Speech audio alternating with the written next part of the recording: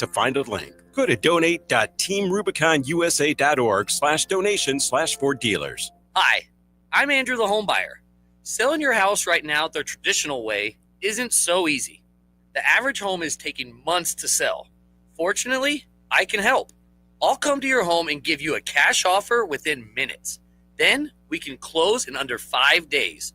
And I'll make sure you get as much money for your house as possible. Call me, Andrew the Homebuyer, today, and let's get your home sold. Visit AndrewTheHomebuyer.com. That's AndrewTheHomebuyer.com. Come visit the all-new Wecopa Casino Resort, formerly Fort McDowell Casino. Whether you're visiting for slots, table games, the Valley's favorite bingo hall, golf, or food, our new smoke-free casino resort is the place to be. Enjoy a fine dining experience like no other at Ember, or go for the lively crowd at WKP Sportsbook and Bar. Wecopa offers 2 top 10 golf courses in the state, and the resort with heated pools and cabanas is the perfect place to relax. Come experience Wecopa Casino Resort today. At Wecopa, we have the best of it all. Nitro Circus is back with the all-new Off the Rails Tour. World-class daredevils and FMX, BMX, skate, scooter, and more. Jaw-dropping stunts, high-flying tricks, and never-been-done showdowns. Friday, December 5th, Desert Diamond Arena. Visit Ticketmaster.com. Right now at Scottsdale Mitsubishi, you can receive 0% APR for 60 full months on all new 2025 Mitsubishi models. You heard right, 0% APR for 60 months. Think how much you'll save when you pay no interest. The name, remember? Scottsdale Mitsubishi. Scottsdale Mitsubishi. When is Kate getting here? Should be any minute. She was on one of her Goodwill treasure hunts. Treasure hunt? Oh, here she comes. And in an amazing new jacket. Ready to rock, guys? You definitely are. Where'd you get that? Don't you love it? I got it at Goodwill. Kate got it at Goodwill. With hundreds of thousands of unique items arriving in store daily, you can get it at Goodwill too. Find your convenient neighborhood location at goodwillaz.org. Nonprofit for good. It's time. Time for the pro to get everything for the entire job, all from one partner. To get access to over 3 million products, including many products you won't find in our stores. It's time to get delivery on your schedule or next day on over 50,000 products. And time to get dedicated support on the job site or in our stores. From ordering to planning, we've got you. One partner, any job, all in. Ask about all we can now do at the Pro Desk. The Home Depot Pro, it's about time. AM 1060 KDUS Tempe Phoenix and KSLX HD2 Scottsdale Phoenix.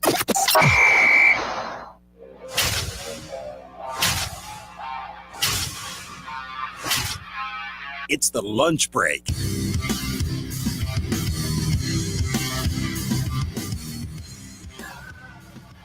A bye-week plan for the Arizona Cardinals. The NBA season gets underway tonight. What are realistic expectations for the Phoenix Suns?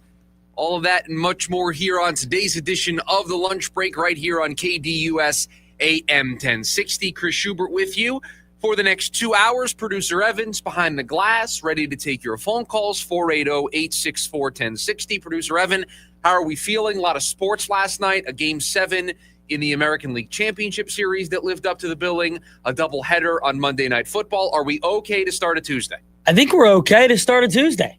All in all, pretty good Monday. Pretty good Monday. I have some bad news. What's that? And I want to share this bad news with you because I think you can relate to this. You know the amount of work that I do to get the show prepared. Of course. You help with that work. You help prepare the show. I put all of my stuff in some notes that I access on my tablet. Can't access the notes. The app is down. Would you like me to read you what the I know. The daily special I know is what today? the daily special is. I know where we're going. I know how to tease. We'll be okay, but I feel like because it's the popular thing to do the last couple of days, am I just going to blame Amazon for this? I don't think it's related, but it's what everyone else has been doing. I don't think it's related, but what a shutdown we had yesterday. Couldn't do anything. Then we got some social clips up. I couldn't access our TikTok account yesterday. You said this morning, the social clips are up. I'm like, I didn't realize they were because I couldn't access them. Well, yeah. I mean, the social clips are my job. Your responsibility. You said, Jeff. Let me take the social clips. Jeff, we got to get these up, please. Yeah. Gotta let the people know what's going on with the lunch break. There's one thing. I'm just seeing, you can't see this, and I'm not going to show it to the YouTube audience. There's just a spinning circle that it's attempting to load my notes, and they're just gone. So we're just going to do this on the fly here today. So with that being said, I do know what the daily special is, so I can hit the button, And I can tell you that we're talking about the Cardinals and their bye week. Time for our top story of the day. It's the Daily Special. Is the bye week coming at the right time for the Arizona Cardinals? Feels like a foolish question. Answer is very obviously yes. This team desperately needed to get away from the sport of football with the way things have gone for the last 5 weeks. 5 straight losses. They're constantly getting clowned on in the fourth quarter. They're blowing leads. They're watching their season slip through their fingers. Coaches are starting to wonder if their jobs are on the line. Yes, everybody needs to hit the reset button here this week. And they get a little extra time because they play on Monday night when they come out of the bye against Dallas. This is coming at a perfect time for this entire organization. Because, yeah, you could try to plow through. You could continue to go to work and try to just play your way through these issues, and hopefully at some point things break through and you have that fourth quarter where you finish the job, you finish one of these games like the last 3 in which you've been outscored 44-6 in the fourth quarter. You find a way to win one of these games, you feel better about yourself. You could continue to just play through it, but to me, this is coming at the perfect time. These players, they need a respite. These players need a reset button. We all need a reset button after the first 7 games of the season for the Arizona Cardinals. The players need a reset button because they are playing emotional game after emotional game, one-score game after one-score game. And yeah, most of the time that's how the NFL works. But to do it every single week for 7 weeks, that takes a toll, especially when you add on top that they've lost the last 5 games in those close environments where it's come down to one play here or one play there. You need a reset button. The coaches need a reset button to make meaningful changes. We talk about the week-to-week nature of the NFL and how teams can make adjustments week to week based on the opponent. Any massive wholesale changes, schematic changes, major changes to how you operate on either side of the ball, those can't happen. I never played at the NFL level. I've never coached at the NFL level. I try to listen when people talk about the sport. I try to listen to people who have been in the sport, played the sport. I've listened enough to know that week-to-week adjustments are hard enough to make. You want to make major changes, you can't do that while you're also trying to prepare for a brand new opponent. The bye week provides you extra time to really sit down and look at the film. Put the tape up. Jonathan Gannon can decide, are we doing the right things schematically? We can make a change here or there week to week, but do we need to make some wholesale changes to how we're calling games in the fourth quarter? You can make those changes when you have 2 weeks to prepare for Dallas and for the second half of the season. You can take this entire week. You're not preparing for an opponent. You can actually debrief and look at all of this. And when everybody returns in here on Monday to start getting ready for Dallas, there can be an actual new plan if that's the path you choose. So the coaches need a reset button. You know who also needs a reset button? You need a reset button. I need a reset button. Using my Sundays to sit down and watch this team play football and watch them play poorly in the fourth quarter. We all need a reset button from this team. We all need an opportunity to cleanse the palate, because if there is something worth saving, and I put it out there yesterday, I don't think there is, but if you think there is something worth saving, this is where it gets saved. It gets saved over this next week. It gets saved by the work that gets done by Jonathan Gannon and his coaching staff to come up with a better plan. Let's face it, they need a better plan.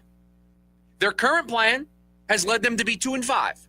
Their current plan has led them to 5 consecutive losses. Their current plan has led them to getting outscored in the fourth quarter in the last 3 games, 44-6. The current plan stinks. Dare I say, stinks out loud.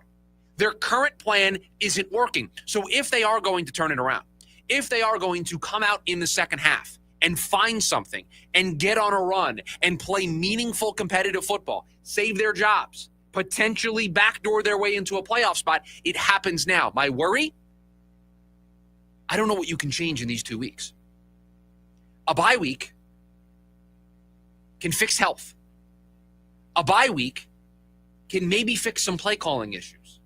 A bye week can fix some schematic changes that you want to make. Can a bye week fix the woes that this team has in the fourth quarter? Are we watching what this team is doing in the fourth quarter and we think it's a schematic issue? Do we think it's a play calling issue? If you do, then it is fixable. If you think it's a lack of a killer instinct, if you think it's the lack of a coach understanding those scenarios, I don't know if a bye week fixes those issues. It all depends on what your diagnosis is of the problem with this 2-5 football team. So they have a week to figure it out. They have a week to work on this. I think the bye week is coming at a perfect time. I'm usually the guy that says just play through issues, just continue to get out there, because now you're not thinking about it. The bye week now, you're thinking about it. You're thinking about how you've lost 5 games in a row, and now you have 2 weeks where that's all you're going to hear. But it just feels like everybody involved needed a reset button because it didn't feel like they were getting any better. It felt like, I don't know if you felt this way, producer Evan, that the woes in the fourth quarter were getting worse and worse and worse. Their inability to finish games wasn't getting better. It wasn't staying status quo. It was getting worse each of the last 3 weeks. So they needed to hit the reset button just so they don't have to go through that again this week. No, you're in one of those slides, right, that just feels like you're not going to be able to get out of it unless you take a step back. They needed this bye week because the Colts, the Packers, like they found new ways to lose football games. And the Colts game, they very well could have got a pass interference call, a holding call on Trey McBride there at the end. That doesn't play into your psyche a little? Well, I know it does, because you come out the next week and you get outscored 14-3 in the fourth quarter to lose a game to the Packers. You can't get out of your own way right now. You're so in your head about finishing these football games, and it's led to 5 straight losses. Pretty much all of them, actually not pretty much, all of them coming down to losing the fourth quarter, except for Seattle, because you got yourself into such a deep hole. And I'm not asking this question rhetorically. I'm legitimately asking it. What do they need to fix? What is it that needs fixing? The offense has looked good the last 2 weeks. The defense is good for 3 quarters, and then it falls off the cliff in the fourth quarter. So when you look at it from those two sides of the football, what needs fixing? Is it, and again, these are not rhetorical questions. I'm trying to get to the bottom of this together as a group here this week. Is it how we're calling the defense in the fourth quarter? Is it the small decisions that we make, when to be aggressive, when not to be aggressive? Is it, are we taking our foot off the gas pedal a little too early? I don't actually know what the answer is. I just know what I'm watching, and what I'm watching is a team that in the fourth quarter constantly gets it wrong. And you said the word killer instinct. Like, they don't have that. They don't put teams away. Right? They had the opportunity to put the Packers away. They had the opportunity to put the Niners away and put the Titans away in 3 of these games. They couldn't do it. Remember earlier in the season when we gave them a pass for the way they played against Carolina because they gave themselves a big enough lead early and they were able to hold on? They made the same mistakes. That game is exactly what is happening the last 3 weeks. It's the same game. Carolina just couldn't come back because they dug themselves too much of a hole. And I think Carolina at that point of the season still kind of finding themselves. It's early in the year. You meet them in week 2. And I think obviously Indy's a better team. Tennessee, that goes in a bucket all by itself. I don't know what happened there. Indy's a good football team. Green Bay, it's a good football team. So you're able to get away with against Carolina because while Carolina now at 4-3, at the time, not sure what they were. Indy, Green Bay, I know what they are. Indy might be the best team in football. I was going to say, and even with Carolina at 4-3, they're certainly not the Packers, and they're certainly not the Indianapolis Colts right now. So you got away with it there, but we've been watching this. The Saints had the ball. Tie, potentially go for the lead if they were aggressive, and they scored the touchdown and went for 2 to win the game. We have been watching this script. We have been watching this television show now for 7 weeks, and it is the same script every time, but it ends differently depending on the week. Early on in the year, it was going the Cardinals' way. The last 5 weeks, it isn't, and I just don't know. I know it's missing. That killer instinct is missing. That ability to finish games is missing. We talked about it yesterday with Arizona State. ASU has the reverse problem. ASU starts games slow, finishes with the best of them. the Arizona Cardinals, they don't know how to finish games, and I don't know how you learn that midseason. I don't know how you learn that in year 3 of a coaching staff. I don't know how you learn that in a bye week. I don't think you do. That's the concern that I have. The bye week, yes, great. It's a mental reset. But when it comes to fixing and even attempting to diagnose the problems that this team has right now, I don't know if a bye week is enough time to actually make changes. I don't know. I don't think it is, because at the end of the day, how much of it is a talent problem? And that's the bigger question. And John over on YouTube making a very interesting point. Going back to that Carolina game that we mentioned. Carolina learned from it. The Cardinals remain the status quo. And you hate to boil it down to just that, but John, I think you're 100% spot on. Carolina had that close game that didn't go their way. They've learned from it. They've been able to figure things out, and they are right now, record-wise, in a better spot than the Arizona Cardinals are. Since that day, the Carolina Panthers are 4-1. They're 4-1. What are the Cardinals since that moment? 0-5. 0-5. The Cardinals have taken steps backwards. The Cardinals haven't learned. See, you get out of Dodge with a victory against Carolina the way that you did. You're supposed to learn from it. Okay, we're not going to let that happen again. When we have the ability to finish a team, we're going to do it. But to your point, Evan, didn't finish it against San Francisco. Played poorly to open up the game against Seattle and had to make a comeback. You didn't finish it against Indy. Last 3 weeks, you've had leads of 7 points or more, and you've lost all 3. You could be a team right now that has victories over the Indianapolis Colts and the Green Bay Packers on your resume, and you don't. Why? Because you couldn't finish the game. I don't know how you fix that in a week. They're certainly going to give it a shot. Jonathan Gannon and company are going to work very hard to try to figure it out. I just don't know what the change is. This isn't a, hey, start this guy at this position over this guy, or do this to your offense. This isn't, hey, throw the ball to Marv more. It doesn't boil down to me to one specific change. It's a mentality thing. Can you change the mentality of your football team? Because now you start to feel the woe is us thing. When things start to go wrong, you're like, we expected this. And you feel sorry for yourself. And you don't dust yourself off and get yourself back in the fight. You just kind of embrace what's coming towards you, not in a good way. Can you change the mentality of a football team in the middle of the year with the season hanging on the line? That is the $1 million question for this organization. That's what they're going to have to try to solve here on the bye week. 480-864-1060 is the phone number for you to join us here today on the program. You can also hang out with us over on the KDUS AM 1060 YouTube live stream. Good news, I got my notes, so I know where we're going. I know what I'm going to say. It's all going according to plan here on the lunch break on a Tuesday edition of the show. When we come back, are we about to see a rerun? That's next. The lunch break, KDUS AM 1060. KDUS AM 1060 is your home for the Jim Rome Show. This is what I mean when I say that was a collapse for the ages. An all-time tank job. Not only did the Giants lead 19-0 going into the fourth quarter, they scored 2 fourth-quarter touchdowns, and they still lost. The Giants were 99.8% to win that game, according to ESPN. But according to the Broncos, the number was actually 0.0%. Here on KDUS AM 1060 and on the KDUS 1060 app. Every month in Arizona, there are a reported 4 to 6 infants that die in an unsafe sleep environment. If you have a baby under 1 year of age, make sure you follow the ABCs of safe sleep every time they nap or sleep. Alone. Babies should sleep alone with nothing surrounding them. Back. Always lay babies on their back to sleep. Crib. A crib is the safest place for baby to sleep. To learn more, visit azdcs.gov/safe sleep. This is the sound of Jack buzz cutting his way to a small fortune. To Jack, every time he cuts his own hair, that's $50 right in his pocket. If Jack sees DIY buzz cuts as a saving strategy, Wells Fargo is right behind him. And with their mobile app, tracking his savings is easy. Oh, ouch. However you make money work, we can work with that. Mobile carriers' message and data rates may apply. Wells Fargo Bank, N.A., member FDIC.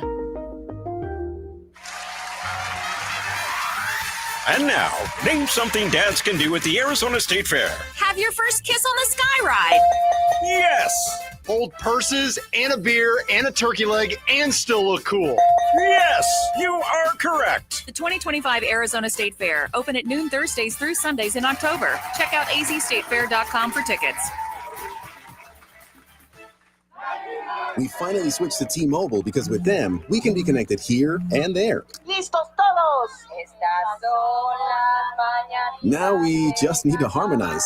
Switch today. Get 4 Samsung Galaxy S25 phones with Galaxy AI. Plus, get 4 lines for just $25 per line. Visit a store, T-Mobile.com, or call 1-800-T-Mobile. 1-800-T-Mobile. For well-qualified customers with auto pay plus taxes and fees and $35 per line connection charge. Minimum 4 lines on plan. Contact us if canceling lines. Plus $5 per line without auto pay. Debit or bank account required. Visit T-Mobile.com. Jim Rome here with your Rome Report. And a quick update on the state of professional football in New York. Yes, it is easy to get caught up in the Jackson Dart and Cam Scatterboo hype with the G-Men. Why not? It's the first time they've had any juice in forever.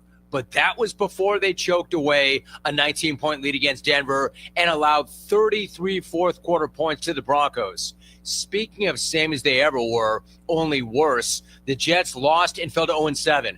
And what do you know? 1 week after lecturing the media, when it asked Aaron Glenn if he would consider benching Justin Fields, he did just that to start the second half of yesterday's loss to Carolina. Hey, Aaron, what changed? I thought you don't do that after, quote, one bad game. I guess you do that after one bad game and a half, or 7 bad games. The more things change, the more they stay exactly the same in New York, and the Jets and the Giants are once again in a race to the very bottom. I'm Jim Rome. Basketball is back, football season is heating up, and Prize Picks is making this sports season even more fun. So don't miss any of the action this season with Prize Picks, where it's good to be right. Download the Prize Picks app today, use the code ROME, and get a $50 bonus credit instantly in lineups when you play $5. That's code ROME on Prize Picks to get a $50 bonus credit instantly in lineups when you play $5. Win or lose, you'll get the $50 bonus credit in lineups just for playing. It's guaranteed. Prize Picks, it's good to be right. You do have to be present in certain states. Visit prizepicks.com for restrictions and details. O'Reilly. Check engine, ABS, or maintenance light on? Take the guesswork out of your warning lights with O'Reilly Veriscan. The service is free and provides a report with solutions verified by ASE certified master technicians. And if you need help, we could recommend a shop for you. Ask for O'Reilly Veriscan today. O'Reilly Auto Parts. Join in on the Sports Zoo with Dave Rooster Bierstein. For everyone out there, Jacoby Brissett is not the answer because he's had games like that before where he's shown you that he could be a very capable quarterback. He's never been able to do it for a season and lead a team to any meaningful playoffs. So while it looked good, Cardinal fans, it's still not the answer. It just shows you how good it could be maybe if Kyler Murray could play better or just different play calls, I guess, can be made. Live weekdays from 5 to 6 p.m. here on KDUS AM 1060 and on the KDUS 1060 app.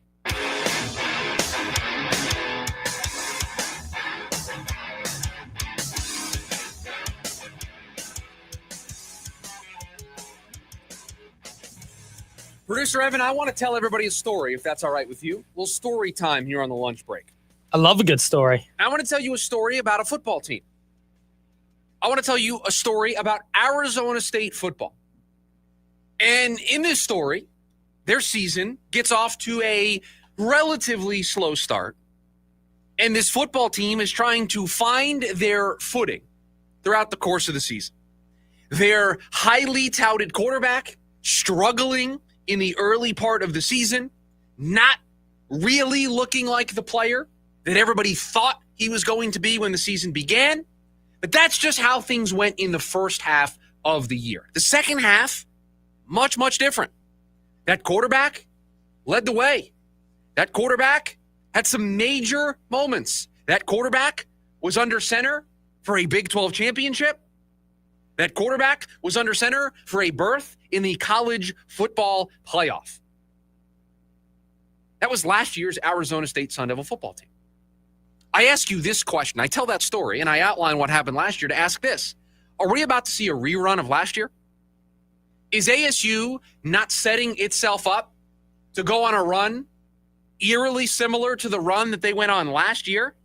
Has this year not followed almost to a T the script that I outlined? I'll just read you from my notes here, the beginning part of the story. The season gets off to a slow start. Would we describe what happened in the first half of this year a slow start for Arizona State? Would we describe them as a team trying to find their footing? Would we describe the beginning of this year in which their highly touted quarterback was not living up to the standards that many of us had for Sam Leavitt, everything is matching up to what we saw from this team last year. And oh, by the way, in case you're curious, what's ASU's record right now, Producer Evan? Currently, they are 5-2. Do you know what they were after 7 games last year? 5-2. 5-2. We're watching the same movie, ladies and gentlemen. And do you want to know why I know we're watching the same movie? This is the same script? Because Sam Leavitt started the second half on Saturday with his best performance of the season. Guess who had the better part of his year in the second half last year? Sam Leavitt. His level of play got better as last year moved on. As they went through, I have it here in my notes. Last year, they finished against Oklahoma State, UCF, a ranked Kansas State team, a ranked BYU team, U of A, a ranked Iowa State team. Those are the teams that Sam Leavitt and ASU played in the second half of last season, leading into their college football playoff game against Texas. Saturday's game was the best performance of Sam Leavitt's season. It also marked the second half of the year, following exactly the same script that this team followed a year ago. Now, I will be honest, I'm taking a very glass half full approach to this, right? I'm spinning it very rosy here today. But with what has happened so far this season and what could still happen the remainder of this year, they are right on track, right on pace with where they were a year ago. Their schedule extremely favorable. Do you remember the buy or sell that Producer Evan had yesterday about if they can get through Iowa State, that they could run the table, do exactly what they did last year? 5-2 to start the season last year. Won every single game the rest of the way before losing to Texas in the college football playoff. Are we not talking about them doing the exact same thing? Oh, by the way, with an easier schedule than the schedule that they had last year. So it feels like we are watching a rerun with a coach that has more experience, who has learned from everything that's gone on last year and this year, a quarterback who has learned and grown with experience with what happened last year and what has happened already this year, and a team that has learned and grown from last year to this year, all with a schedule that is way more favorable. Do you have the schedule up, Producer Evan? Do you have the rest of the schedule this year? Because I want to compare it to playing Oklahoma State, UCF. You had a ranked Kansas State team, a ranked BYU team. You had to go to Tucson, I believe, and beat U of A. You had to beat a ranked Iowa State team. That's how you finished en route to a Big 12 championship. Yeah, so last year, obviously, you had a very tough schedule. You do have, for the rest of this year, you have Houston at home. Houston 6-1 start, but you do get to play them at home. Also another 3-1 team in the conference. Then you go to Iowa State. That's probably the hardest game left on the schedule. Iowa State has had their struggles recently, though. Lost to Colorado, lost to Cincinnati. Cincinnati undefeated in the conference, but certainly not the team certainly not one of the teams that should be among the top of this conference. West Virginia at home, at Colorado, who's had a tough year, and then U of A at home as well, who's also had a tough year. Now, do me a favor. Squint at the schedule for me and look real nice and close. Do you see any of those small numbers next to any of those teams that you just outlined that they're going to play the rest of the way? You know, it's funny you say that. There's not a single number left. They don't play a ranked team the rest of the way. They played 2 in the second half of last season before playing a third in Iowa State again in the Big 12 championship. But if we just look at the regular season, they played 2 ranked opponents in the second half of the year. They don't have a single one on their schedule. This schedule, way more favorable than last year's schedule. And so this is why, despite the slow start, despite not knowing what this team really is, despite my question marks about whether or not this team's able to play a competitive 4 quarters when it matters most against the big boys, you look at what happened on Saturday against Tech. You look at the way Sam Leavitt played, over 300 yards. That game shouldn't have really been close late. ASU kind of stumbled their way into that game, mattering for Texas Tech and it coming down to the dramatics. Sam Leavitt playing his best game of the year. You beat a ranked opponent. Despite the slow start, despite all my concerns about you, the roadmap's there. The road is paved. It's pretty obvious. I had somebody in the building ask me yesterday what I thought the chances are that ASU could go back and win the Big 12. I put it at 65% right now. Yeah, I was going to say it's greater than 50%. Yeah, I would say 65-35. And that's only going to grow for me with each. They beat Houston, going up to at least 70, probably 75. This team is a very different team at home. I believe it opened as 8-point favorites against Houston. They opened as 8-point favorites against Houston, yes. And so then you go to the road at Iowa State. I want to see that matchup. And Iowa State, who has been struggling recently, but not a bad football team, probably going to be playing with some juice there to play Arizona State, right? After everything that happened last year in the Big 12 championship. They are a different team on the road. Their only 2 losses this year come at Utah and at Mississippi State, and they played some really bad football. So can they continue to be good at home and get better on the road? You get through these next 2 games and you're 7-2. You should be the favorite to go back to a Big 12 championship game. You imagine you would be.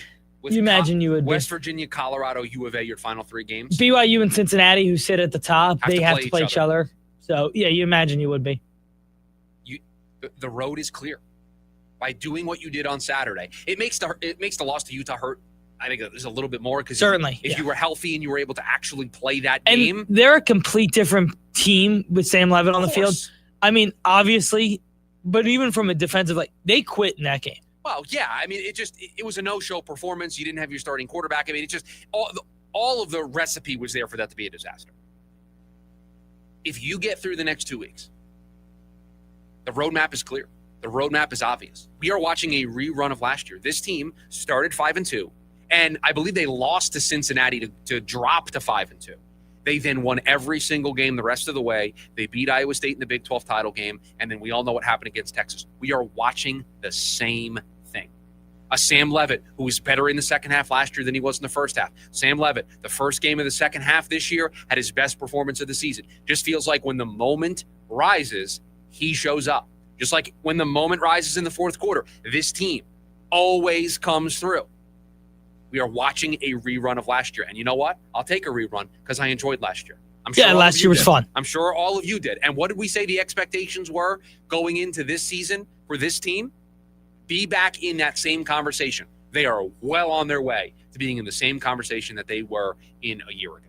480-864-1060, the phone number for you to join us here today on the program. You can also hang out with us over on the KDUS AM 1060 YouTube live stream. When we come back, speaking of expectations, what should our expectations be for the Phoenix Suns?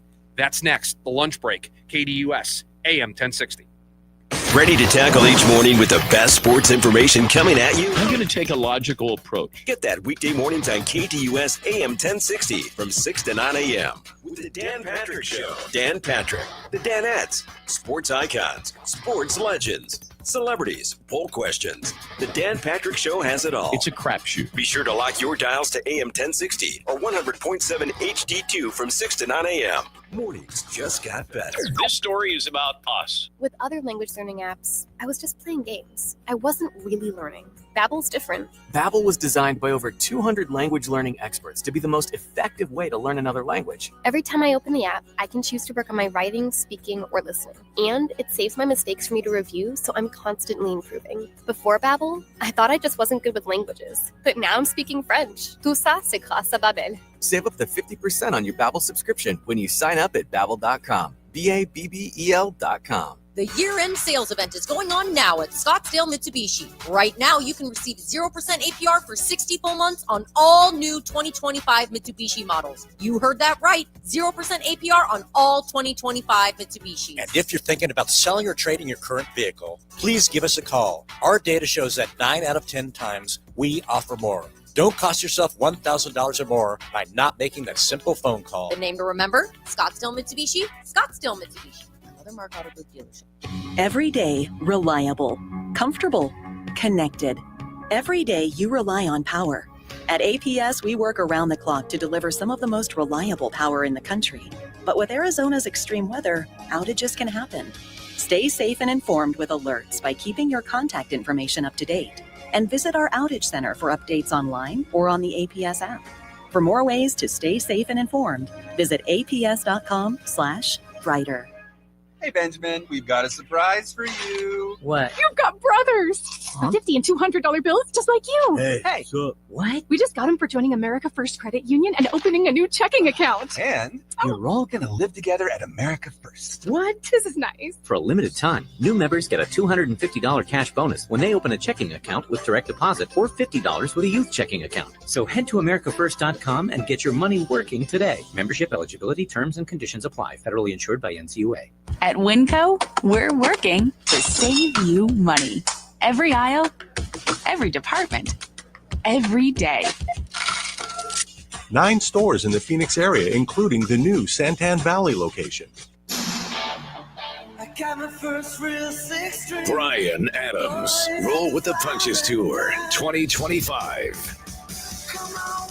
A night full of hits, live at PHX Arena, Saturday, November 15th. With special guest Pat Benatar and Neil Giraldo. Get tickets now at livenation.com. Got hail damage or any damage? Dynasty Collision is here to help, and we're even covering part of your deductible. Thousands are skipping repairs because of cost, but you don't have to. Call Dynasty Collision today, 602-529-3304. That's 602-529-3304. James out west. Mike Trout became the 59th player to hit his 400th home run. The home run record holder for the Angels. I was going to quiz you. Who do you think the number 2 is on the list for all-time home runs for the Anaheim Angels? I would assume it's Shohei Ohtani. Nope, Tim Salmon. Really? Yeah, Wow. 299 for Tim Salmon. Mike Trout got 101 more than the next Talk about guy. naming a random MLB player that had a really good career. Yeah, That's dude, wild. I loved watching Tim Salmon, bro. I'm about to cut together some Tim Salmon highlights. Every other Monday night from 6 to 7 p.m. here on KDUS AM 1060.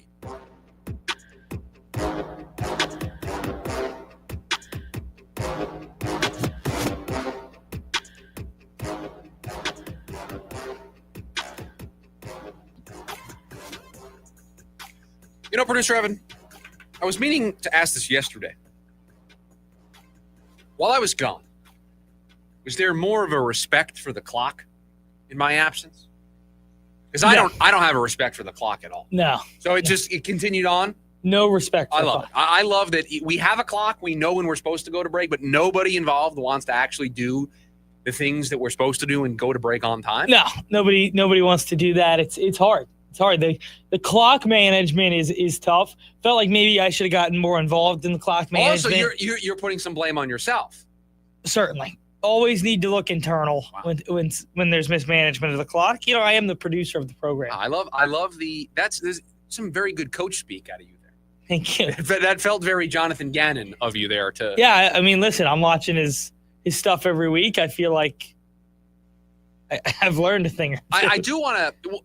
This is a Sun segment. We'll get to the Cardinals a little bit later on, top of hour number 2 of the show. I do want to talk about Jonathan Gannon's press conference yesterday. He met with the media before the bye week, and I do have some thoughts. I'll share those a little bit later on since we brought him up. In the meantime, Phoenix Suns, the NBA season starts tonight. The Suns, they get underway tomorrow. Home match against the Sacramento Kings to open up their season in 2025. And I think last year's team was proof that expectations can be a death knell. Expectations can cause great disappointment. Those expectations last year of what the team could be led us to be incredibly frustrated throughout the year, incredibly disappointed throughout the year, angry throughout the year, upset throughout the year, because we knew what the expectations were. And so that framed a lot of our conversation of where this team needed to go. So we have to take last year. We have to take those expectations, the mistake of those expectations, and use that to craft this year's expectations. You have a new coach. You have a new GM. The alignment. You have a new vision. Kevin Durant isn't here. Bradley Beal isn't here anymore. You have traded in your big 3 all-in moves, striving for a championship for a younger, more athletic, inexperienced team that is going to take some time before they're back in the conversation in the Western Conference playoffs. You have a young first-time head coach. You have a first-time GM. The alignment. There are going to be growing pains this season.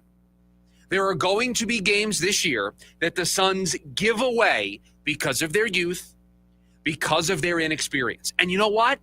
That's okay. It's not okay for the Cardinals to give away games late. It's okay for this year's Suns team to give away some games because of their youth and their inexperience, as long as they learn from it. As long as it helps Jordan Ott develop as a head coach. As long as it helps these young players that the Phoenix Suns have brought in develop and build a culture and build a winning atmosphere and build good team camaraderie and build towards something. As long as those losses because of their youth and inexperience are building blocks toward ultimately winning, I can accept the growing pains that we're going to see from this team this year. And I think, honestly, this is our first time really talking about this year's team with the season being a little more than 24 hours away. I think it's going to be up and down.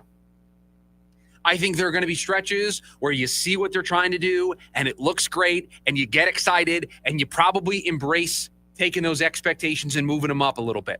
And then I think there are going to be chunks of the year where their youth, their inexperience really shows. The fact that there's so much new on this team, that you have a new head coach that's trying to find his footing. You're going to see some games where it's going to make you want to rip your hair out.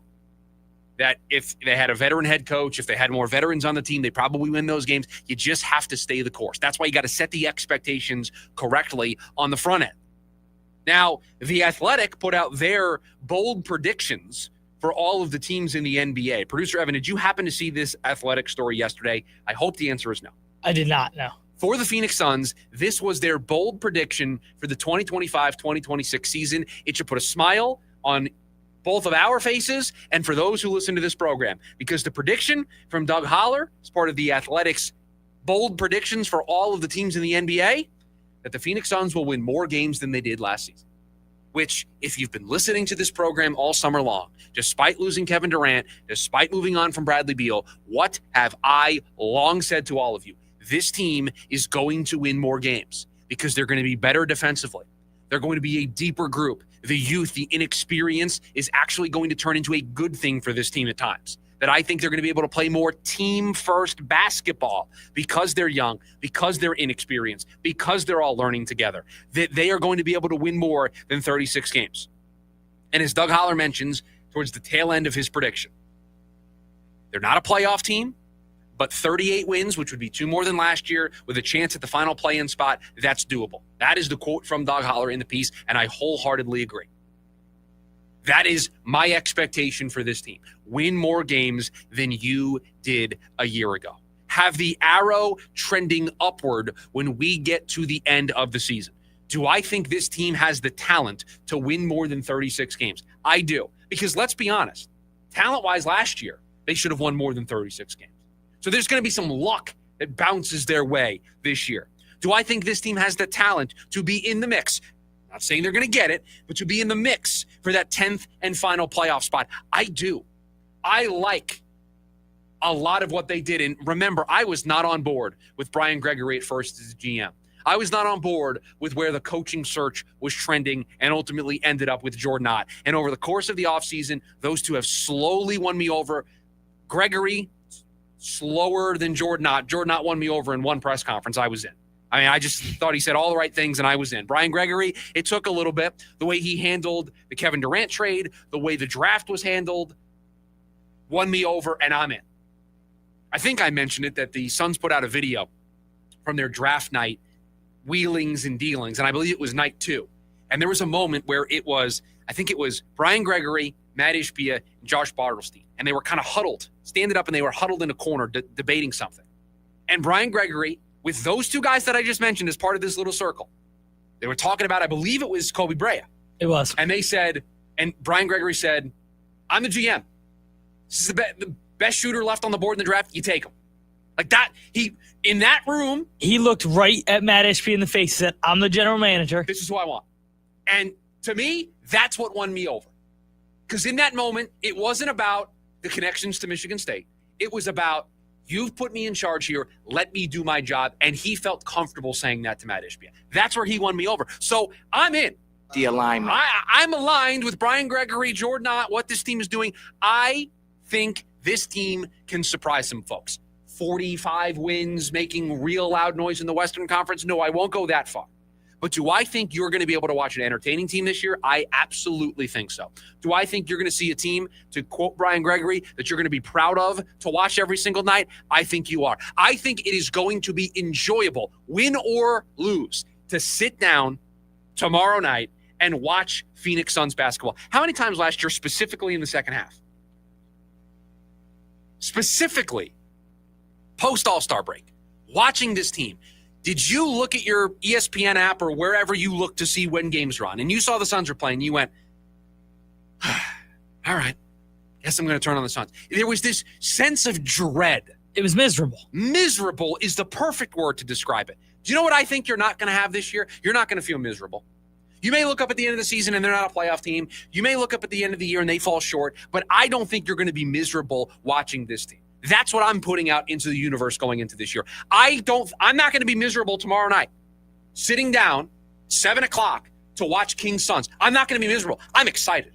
I'm looking forward to seeing what this team looks like. And maybe they'll win tomorrow night. Maybe they'll lose. Maybe we'll have a ton of question marks when we come in here on Thursday. Maybe it won't be the greatest first impression, or maybe it will. I just know that I'm going to be more entertained and I'm going to be more excited to watch Suns basketball, partly because the expectations are diminished. It isn't a championship or bust mentality, so there's way more outcomes on the scale for the Suns to land into that make us excited. But I just think they've put this franchise back in the right direction. And I think when we get to the end of the year, it's going to be up and down. It's going to be turbulent at times. But I think when we get to the end of the year, the arrow is going to be trending in the right direction. And that, to me, is the expectation for this year.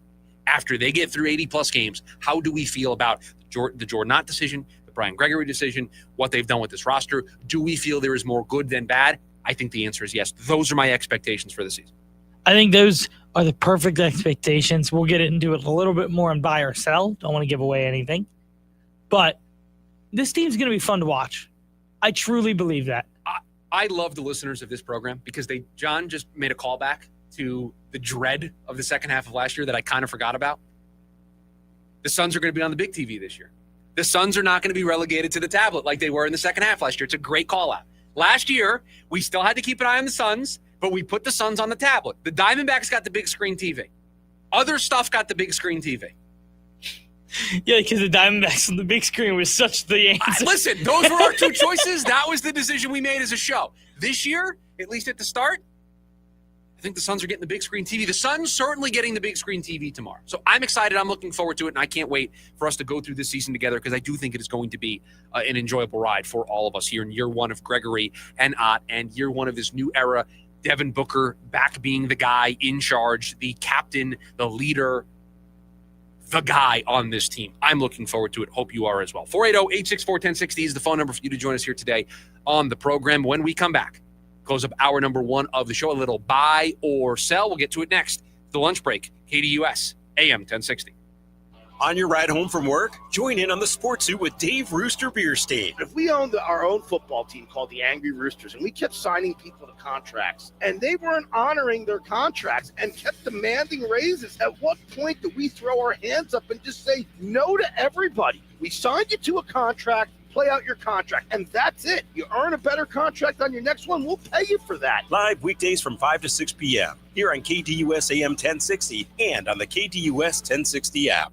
A noisy garage door is a cry for help that often requires only simple maintenance. However, if left untreated, could lead to costly repairs. Hi, I'm Tommy Mello from A1 Garage Door Service. Don't wait until a simple garage door repair becomes a major problem. If your garage door is noisy, if bugs are getting in, or if it struggles to open, your garage door is in need of repair. From simple repairs to upgrades, it's A1 from day one. We fix garage doors fast and with quality parts designed to last a lifetime. Our springs, rollers, and openers are tested by running them up and down, open and close, all day, 24/7, so you can feel confident with every A1 garage door repair. Replacing the bottom rubber on your garage door can have a huge impact on the number of bugs you see in your garage and in your home. Keep those creepy crawlers outside by calling A1 Garage Door Service today and receive the best service, best parts, and best warranty in the industry. A1Garage.com, A1 from day one. Call today and take advantage of our $29.95 tune-up special. When it comes to your electric bill, saving energy means saving money. That's why SRP offers many ways to help you cut costs and boost comfort. From rebates and discounts that can save you thousands of dollars, to expert insights that can help make your home more energy efficient. SRP has tools and programs that give you many ways to save. Explore your options today at srp.net/savings. That's srp.net/savings. This is Desert Diamond West Valley, where there's next level action and jackpot winning smiles all around. So get your shine on, light up the room, show us what it's all about. Join us at Rocktoberfest on Friday, October 31st, 6 p.m. to midnight, for food, fun, games, and more. Get tickets at ddcaz.com. It's time to live the diamond life. Desert Diamond Casino West Valley. An enterprise of the Donna Organization. The Varsity Sports Show with Vince D'Alicio is your hub for everything high school and college sports. Join Vince and friends as they give you the full picture on student athletes and where they're heading. Live interviews with coaches across the valley. Asking some of the tough questions. Varsity recaps and in-depth interviews with tomorrow's sports stars. The Varsity Sports Show with Vince D'Alicio. Live every Saturday morning from 9 to 11 a.m. Here on KTUS AM 1060 and on the KTUS 1060 app.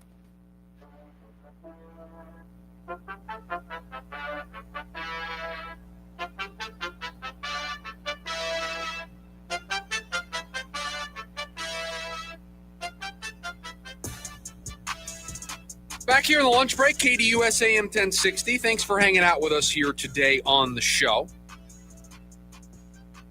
It's buy or sell time. Hottest takes in sports talk radio. I don't know what's coming. Producer Evan puts them all together. I have to react to that. I believe there's going to be something Suns related based on some comments made in the earlier segment. You want to get right into it? Sure. If you want to lead with the Suns topic. I will lead with it. The Suns will win 40 or more games this year. What's the win total in Vegas? 30 and a half now. Wait a minute. Their win total in Vegas is 30 and a half? According to the DraftKings Sportsbook the other day. No. Has to be more. Now, I know on YouTube you can't. The board is still here. I have to put it back up. Somebody moved it. But it's still on the board. Suns win total over. It has to be more than 30 and a half. I'm double checking it. Please do, because if it's 30 and a half, I'm going to write it on the board again. I want to take it twice if it's 30 and a half. I know they only won 36 games last year. They're not going to be that bad. Producer Evan has now moved closer to the monitor. You're trying to really just make sure that you know how many NBA bets they have? Like the NBA Cup. Nobody wants to bet the NBA Cup yet. Hold on. Some of us may enjoy betting on the NBA Cup. I don't mind it now. Does it have a sponsor this year? It's the Emirates NBA Cup. I want to just make sure we got that in there. Yeah, sorry. Yeah, please. Listen, we just got so many. Because and the reason why I want you to double check is because you're saying they can win. You're asking me to say over under on 40, and if they're over under in Vegas, it's a 10-game difference that you were asking me to try to bridge the gap on. So I'm just trying to make sure we're all on the same page. I just can't find team over under. Maybe they took them off the board because the season hasn't officially started yet. I'm just Googling it. I'll answer the question. I think they're going to win more games than they did a year ago. They won 36. That means I think they're going to at least win 37 games. I need 3 more wins to get to this number of 40, and I don't really think they're going to barely get by it. I think they're going to be okay. So you know what?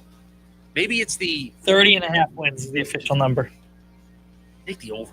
The under is plus 100. So yeah, they are. Yeah. The over is minus 120. Yeah. Okay. So they think they're going to go over, but I will buy this take. You're going to buy it. I'm going to buy it. I'm going to be extremely optimistic today on the show. I love that. ASU will not only win the Big 12 championship, but they're going to win a playoff game too. Come on, man. They're going to win out. They're going to win the Big 12 again. Yep. And then this year, they win the playoff game. One more step forward. Who they're going to play if they get to the playoffs. I got to see it. So here's my thought. Okay. And I've looked around, and obviously, we're jumping the gun here. But if they get in as the last team, right, because you don't get the bye if you win the conference anymore. That's not a thing. So you imagine the top 4 teams have the bye. You're the 12th team. You got to go play, let's call it Georgia at Georgia, Alabama at Alabama, Oregon at Oregon. I think you beat Oregon. I'm looking at the Athletics playoff projections. They have Texas Tech getting in as the 10 seed, and that is the only Big 12 representative in the college football playoff. And who do they have in playing? 7-seeded Texas A&M in the first round. You can win that game. You know what your prize is for winning that game? You get to go play Ohio State. Nope, you get to go play Indiana. Oh, and you could totally win that game. Don't start that already. No, because like in all honesty, and Indiana is very good. They're not Ohio State. Well, no. Do you know what I mean? Like that's what I'm saying. You're not playing Ohio State. I'm going to sell this game. And just because you're asking too many things to go their direction. Do I think they can win out? Yes. Do I think they can win the Big 12 championship? Yes. Do I think they can then win I have no idea who they would even play in the playoffs. So I can't go that far. No. The Cardinals will continue to go with Jacoby Brissett on the other side of the bye. No, I'll sell this. I think Kyler Murray is going to be the guy under center. And I think it's because the GM probably wants it. Because if this GM is going to get an opportunity to pick a quarterback in the offseason, he's going to move on from Kyler Murray. And he wants Kyler Murray to have some semblance of trade value. But also, Kyler is the starter. And I don't know if this factors in. I'll throw this against the wall here. We'll see what the show feels about it.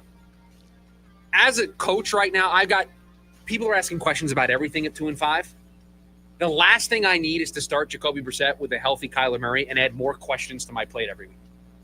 What is the easiest thing for me to not have any questions get asked? The quarterback. Kyler Murray being back under center. So that, to me, I think plays a role in this.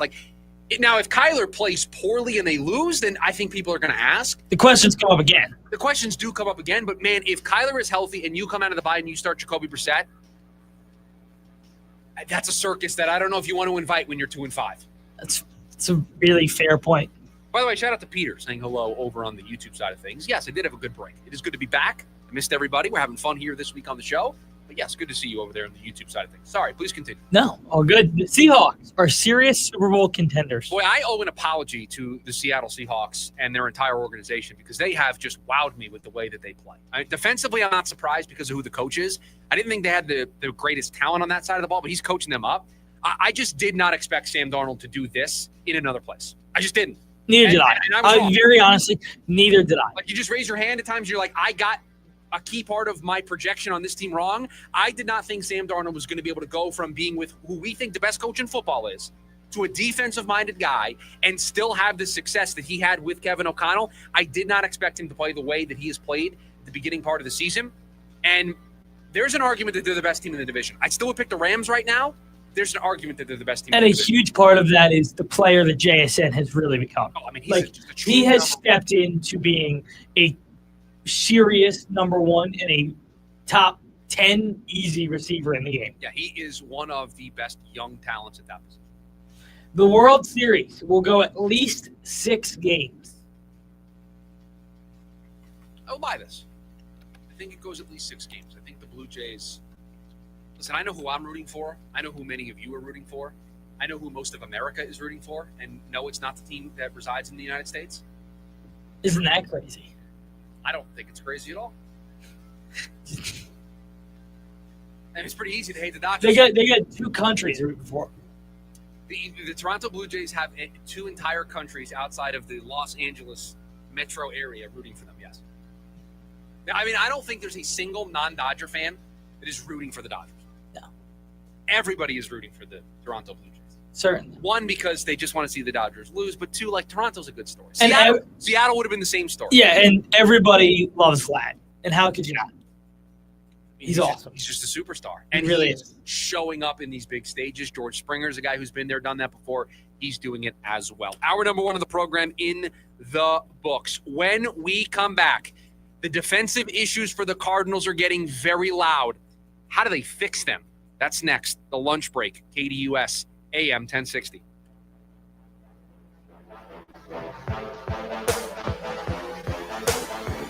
AM 1060 KDUS Tempe Phoenix and KSLX HD2 Scottsdale Phoenix. I'm John Morgan of Morgan & Morgan. Why should you hire America's largest injury law firm for your case? There's lots of reasons. Just like there's a reason millions of people called us last year in their time of need. When it comes to fighting for justice and compensation, millions of people across the country trust us to go to battle for them. We became the largest injury law firm in the world for a reason. There's only one Morgan & Morgan, forthepeople.com. Injured? Dial #law or visit forthepeople.com for an office near you. Only 50% of Arizonans believe their health insurance will cover them in a major medical emergency, like a car accident or an unexpected life-changing diagnosis. Blue Cross Blue Shield of Arizona aims to change that perception. AZ Blue often takes care of more than 99% of hospital charges in major emergencies, protecting you and your family from devastating financial consequences. To learn more about how AZ Blue protects its members, head to azblue.com/true story. Hello, everybody. Gary, why are you wearing a... Hold on, Ron. Every time Gary walks in here wearing some goofy costume, you always say, Gary, why are you wearing that? Yeah, but... And then it turns into some long-winded story about Alaska vacations. Yeah, but... Then Gary says something ridiculous. Yeah, but... And you agree that an Alaska vacation before winter is the best way to prepare for cold weather. Yeah, but... And how Alaskan AC guarantees no breakdowns. Yeah, but... And all it does is encourage Gary to walk around wearing a stupid-looking ski mask that no person in his right mind would get caught dead wearing. Yeah, but he's wearing my ski mask. Keeping my head protected, just like the Alaska vacation protects your heater. My ski mask isn't stupid looking. Look who's wearing it. I choose to ignore that remark. Because you know another one is coming. Take off that stupid ski mask. See? And that's why you should schedule your Alaska vacation today. What did we accomplish here? I'm not sure, but today is a good day to Alaskafy. Schedule now at alaskanac.com. During the Kia Fall Sales Event at Mark Kia, receive 0% APR for up to 72 months on the 2025 Kia EV6. That's right. Pay no interest on your brand new Kia for full 6 years. The name to remember, Mark Kia. Mark Kia. Offer expires November 3rd, 2025. 9 Inch Nails. Live at Desert Diamond Arena, Friday, March 6th. Get tickets now at NIN.com. 9 Inch Nails. Live in Glendale. Peel It Back Tour 2026. AM 1060 KDUS Tempe Phoenix and KSLX HD2 Scottsdale Phoenix.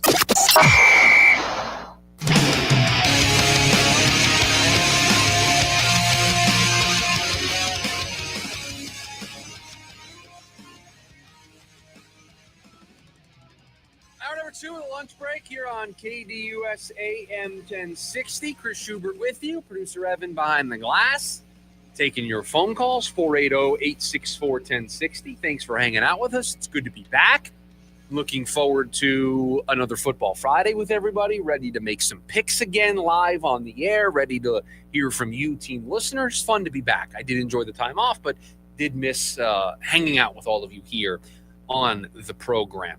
The defense for the Arizona Cardinals has been the major talking point. Specifically, the fourth quarter defense has been a particular sticking point for this Cardinals team. I mentioned the stat yesterday. I think I've mentioned it over the course of the first hour of the show today. 44-6. The Cardinals have been outscored in the last 3 games in the fourth quarter. A word to describe their defense in the fourth quarter: abysmal. Awful. Atrocious. Whatever of those words you want to use, those would be ones that would apply successfully. And this is kind of the negative of when you hire a defensive-minded head coach or just a coordinator in general, but it does feel like defensive coordinators fail this more than offensive coordinators do. But when you hire a defensive-minded head coach, somebody who is a defensive coordinator in today's NFL, the moment that side of the ball struggles, people begin to question, what are you as a head coach? We know you're not that involved in the play calling on the offensive side. Yeah, everything runs through you. You can say that as the head coach. But you're not scheming stuff up on the offensive side. The one thing you're supposed to be good at, the defense, the culture, the tone, leadership, accountability, right? Those are all the buzzwords when you hire a defensive-minded head coach. Isn't it funny, Producer Evan, how when you hire an offensive-minded guy, everyone talks about how smart they are, the innovation that they're going to bring to the table, that they're going to unlock levels of the offense. When you hire a defensive-minded guy, it's all about culture and grit and accountability. Like, those are the buzzwords that you use to talk about a defensive-minded hire, yet it feels like all of those things are missing for the Arizona Cardinals. So, and I'm not asking this in a derogatory way, then what is Jonathan Gannon as a head coach if the one trait that he has, if the one thing he can hang his hat on isn't working for the Arizona Cardinals? Where do we go from there? Your defense got all sorts of new talent this offseason. They upgraded at all the areas they needed to upgrade at, yet you have the worst fourth quarter defense in the sport. You're 32nd in all of football in the fourth quarter. 10.9 points per game in the fourth quarter allowed by the Arizona Cardinals on average. That is the worst mark in the sport. As a defensive-minded head coach, it has to be better. It has to be better than 44-6. As a defensive-minded head coach, it has to be better. And so that leads us to this question: how do they fix it? What needs to change? I left that pause in there because I don't know the answer. I don't know what the solution to this is. You're not watching a defense and you're saying, Buda Baker's lost a step, he's not playing well. Or Calais Campbell's starting to hit that wall. Or Josh Sweat isn't living up to expectations. I think Sweat's been fine this year. Calais Campbell has saved this team's bacon on more than one occasion. Buda Baker is continuing to lay the boom each and every week. The main players of this team are stepping up. You want to talk about injuries to the corner room? Max Melton's still out there. Will Johnson's still out there. You still have two corners that everybody thought were going to be shutdown variety this year. So what is it? What needs to change? I don't know the answer. You watch this team, and it just feels like somewhere along the line in the third and fourth quarter, they start to crumble. And it's at the point now where you're watching this Packers game, and I'm, okay, here we go. I don't know if they're too passive. I don't know if it's a schematic difference in how they play in the fourth quarter up than they do in the third quarter when they are still trying to score points. I don't know what it is. I do know that they get significantly less aggressive offensively. You say that. Late in the game. You say that. But they go for the fourth down. And everybody, I don't want to say everybody, but there is a large portion of the Cardinals fan base that is criticizing that decision. So I hear you. It does feel like at times they take their foot off the gas pedal, but they didn't do that in the game on Sunday, and it still led to a loss. Now, I think we're all in agreement, at least I am. I have no issue with going for it on fourth down. I said it yesterday. I hated the play call. I hated running that play in that spot. I just wouldn't have done it. But you got the aggressiveness there that everyone's clamoring for. That you've wanted. So it feels like different things happen each week, and yet you still get to the same result. That, to me, falls back on coaching. That, to me, falls back on, in the moment, you're second-guessing yourself. In the moment, you're not sure what the right thing to do is, and now you're just trying to throw things up against the wall and see what sticks. Now, I will give Jonathan Gannon this benefit of the doubt. He met with the media for about 15, 20 minutes yesterday, and he did not seem any different than he does after any game I've seen him meet with the media. He had that same composure about him. I thought he was actually a little more open and was getting into more like detailed stuff than he normally does. He normally is one for the short answer, but I thought he looked like somebody that didn't seem frazzled, Didn't Certainly seem like not. he felt the pressure. Seemed like he just knows this team needs to get better. And sometimes it's just as simple as we just got to finish. It's not a different play call. It's not a different player in the game. It's just we got to finish. Our players have to finish. As coaches, we have to finish. We just have to not let our foot off the gas pedal. It can be just that simple. And it feels like because it's different each week, that feels like what the answer is. I don't know how you all of a sudden flip that switch, though.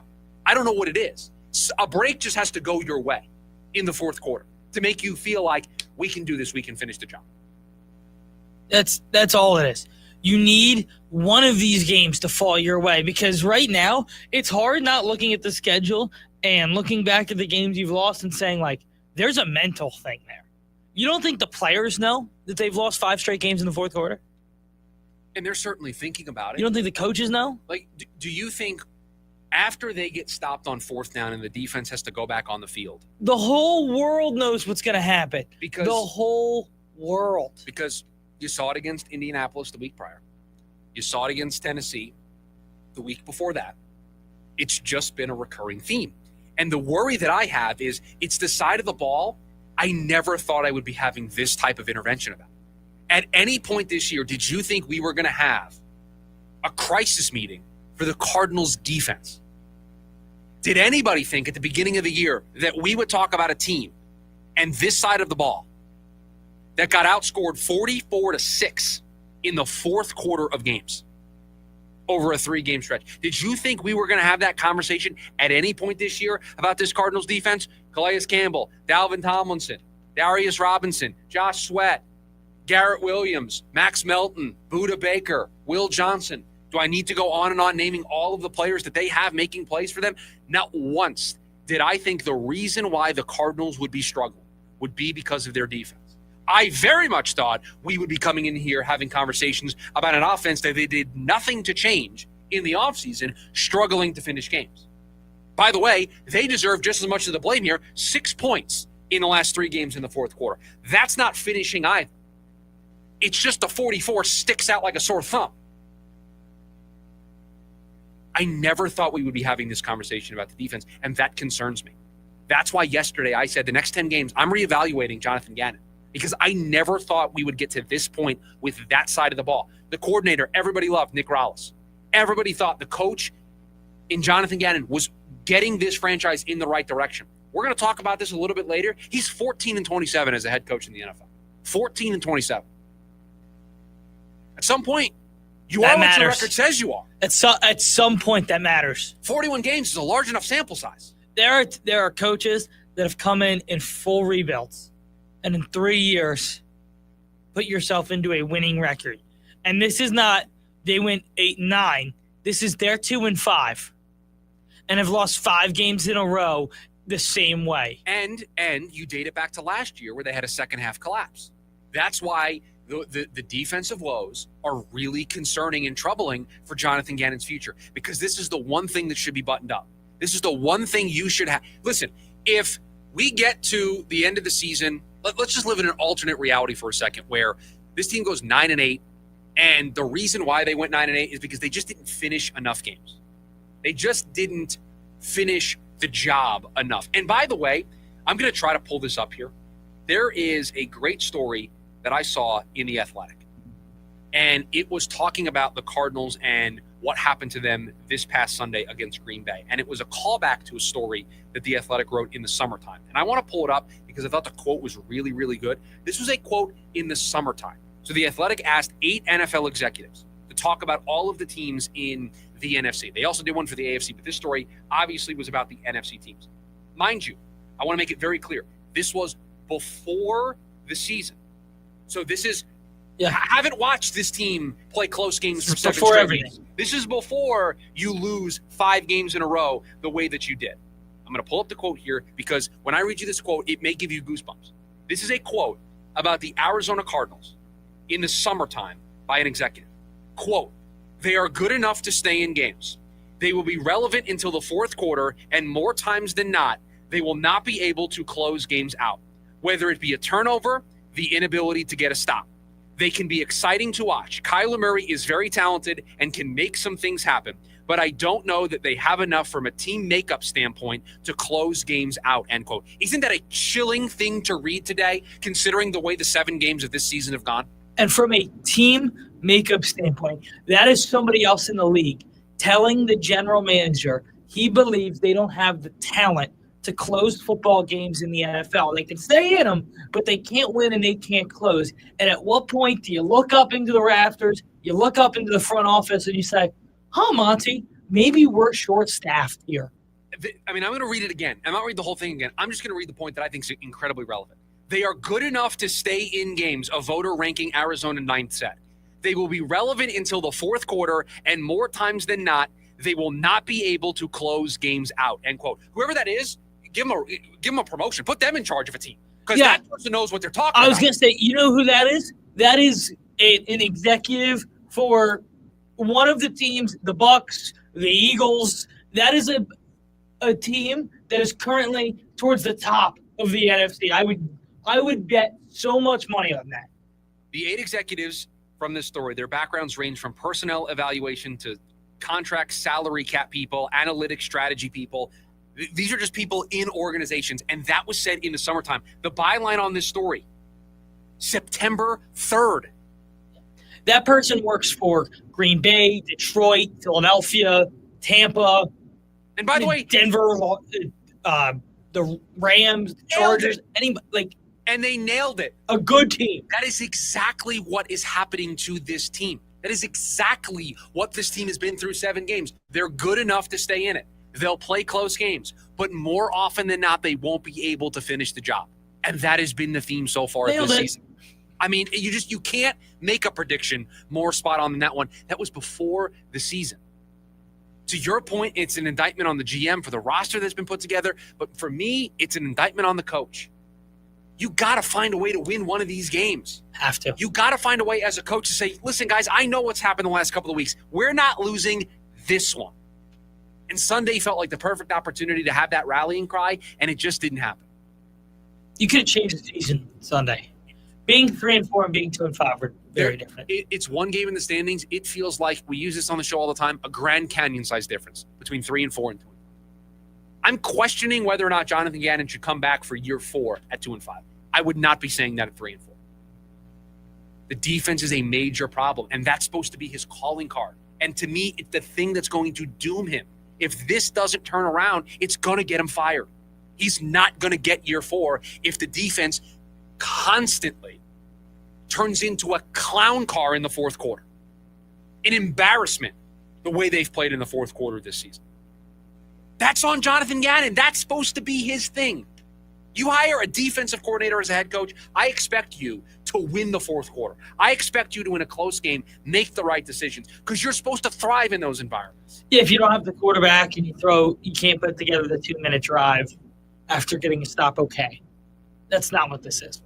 Not even close.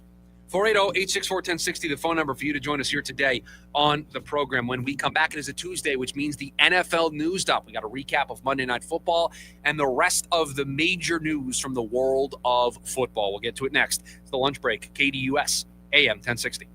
It's the Dan Patrick Show. Ben DiNucci, NFL quarterback. I'm still going to introduce you as NFL quarterback. Being on the practice squad, what's the difference in how you're treated, lifestyle? Honestly, nothing's different. I mean, there's 53 guys on the active roster and there's 16 on the practice squad. And the reality of the NFL is that guys are going to get hurt. There's a reason that these teams put a lot of effort into the practice squad, just like they do the active roster. It's really all the same. You're still traveling with the team. The pay cut's a little bit less, but at the end of the day, it's still great. Live Monday through Friday, 6 to 9 a.m. right here on KTUS AM 1060 and the KTUS 1060 app. We finally switched to T-Mobile because with them, we can be connected here and there. ¡Listos todos! Estas son las mañanitas. Now we just need to harmonize. Switch today. Get 4 Samsung Galaxy S25 phones with Galaxy AI. Plus, get 4 lines for just $25 per line. Visit a store, T-Mobile.com, or call 1-800-T-Mobile. 1-800-T-Mobile. For well-qualified customers with autopay plus tax and fees and $35 per line connection charge. Minimum 4 lines on plan. Contact us if canceling lines. Plus $5 per line without autopay. Debit or bank account required. Visit T-Mobile.com. 'Tis scratches season, and all through the state, the Arizona Lottery is giving people something to celebrate. Grab your friends and gather round for the chance to win $250,000 with cash counted down. Peppermint scented candy cane cash is available at any Arizona Lottery retailer in a flash. Gift these and 4 more games for any reason, because there are more than $80 million in prizes this season. This year and all, we wish you a happy holiday. From Arizona Lottery, love to play. Don't miss out on fun for the entire family at Tomacha Farms Pumpkin Days and Corn Maze, located in the West Valley. Bring the little ones to explore the Great Big Pumpkin Patch, Family Corn Maze, and Petting Zoo, located at 75th Avenue and Bethany Home Road. Fun for all ages. AZ Field of Screams, Arizona's most spine-chilling haunted corn maze, where nightmares become a reality. Do you dare enter? Experience the thrill at azfieldofscreams.com. At Mark Mazda in Scottsdale, we need your trade. Right now, we'll give you a minimum of $8,000 for any trade, no matter what shape it's in, as long as it runs on every brand new 2025 Mazda CX-50 and CX-5 in stock. The name to remember, Mark Mazda. Mark Mazda, price based on actual MSRP. This fall, choose Primavera Online, and you'll be choosing a school with flexibility, personalized support, and an award-winning curriculum that's over 20 years strong. Now enrolling grades K-12 at chooseprimavera.com.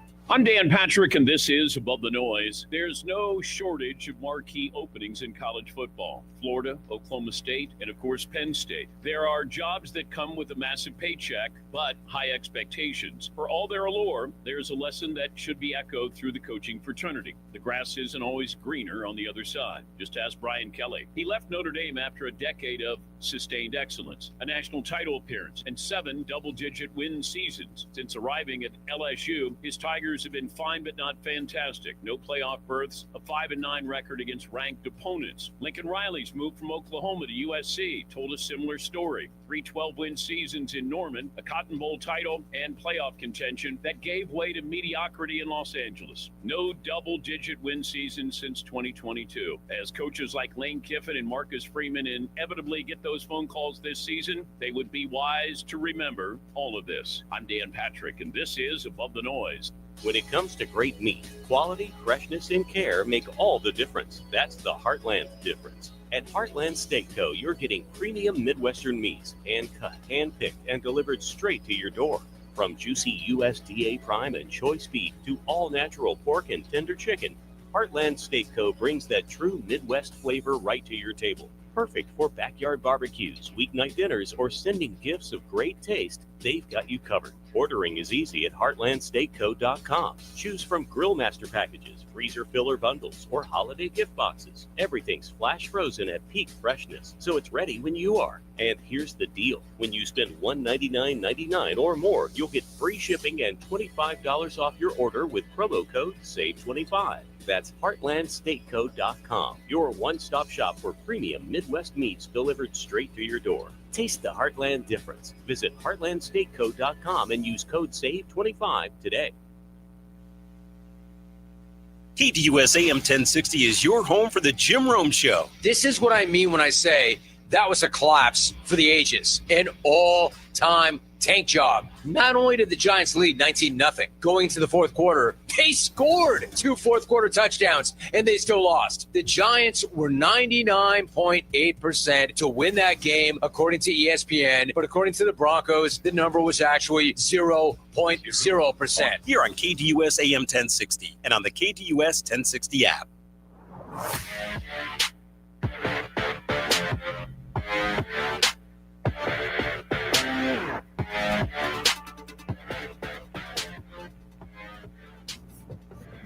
It's Tuesday, which means the NFL news dump. We go around the world of the NFL.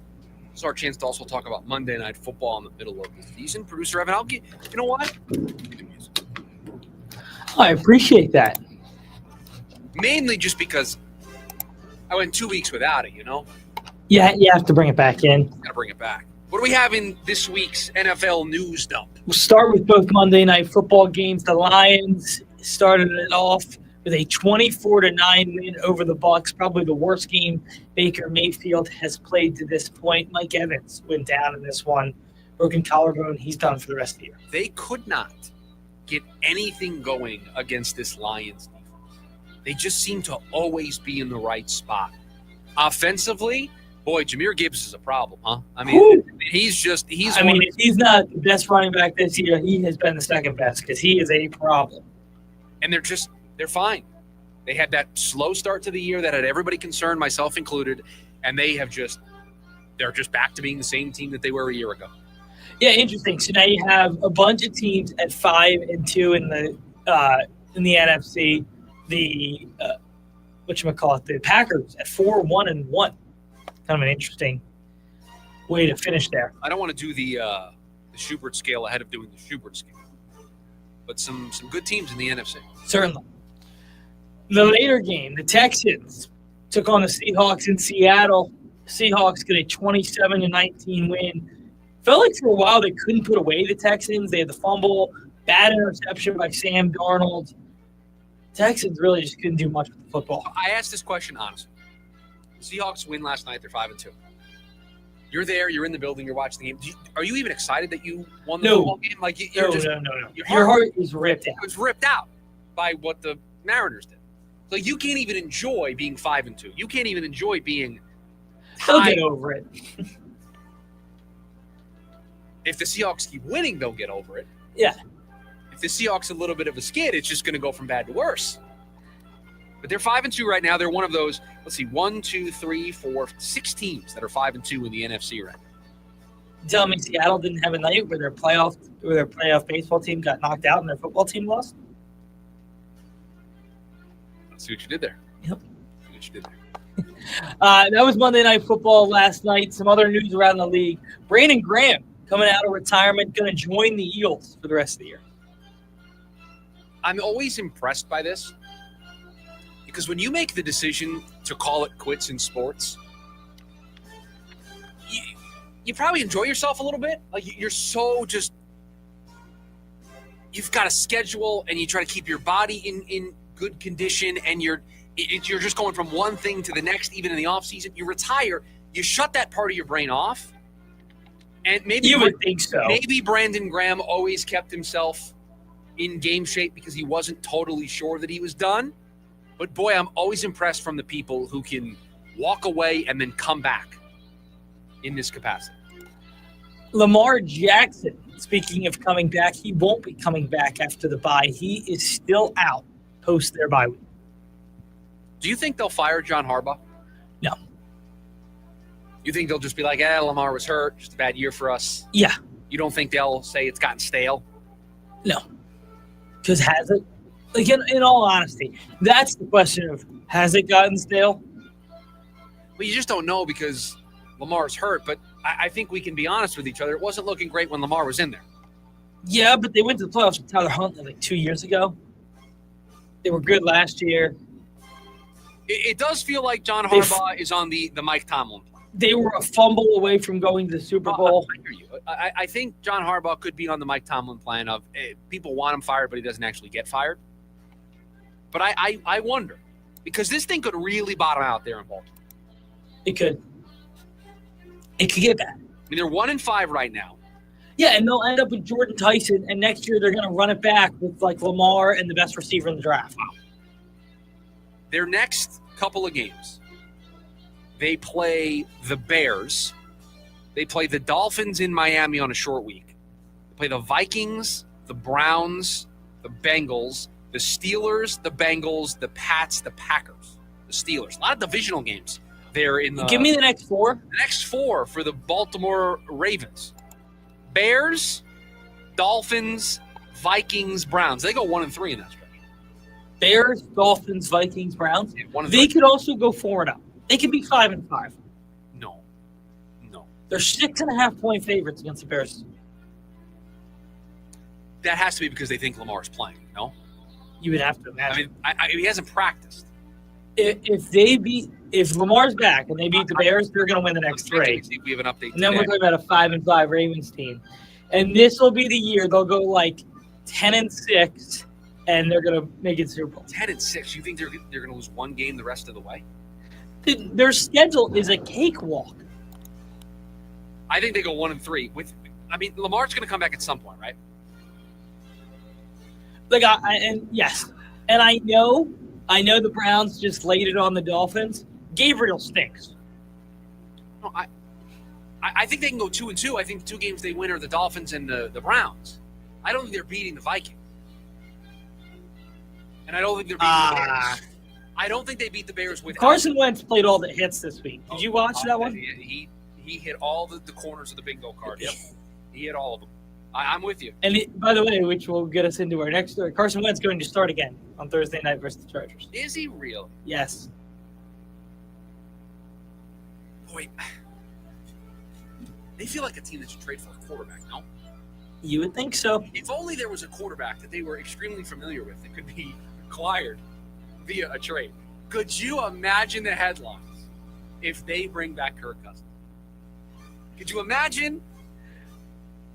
What is it? The Minnesota Tribune? What's the paper up there? I have no idea. It'd be awesome. You ever heard like the Vikings announcers? No. They have clips of them like doing specific things, like talking about Jalen Reagor, and they were like, "Why did he stop?" They get really upset. They told somebody their punter stinks.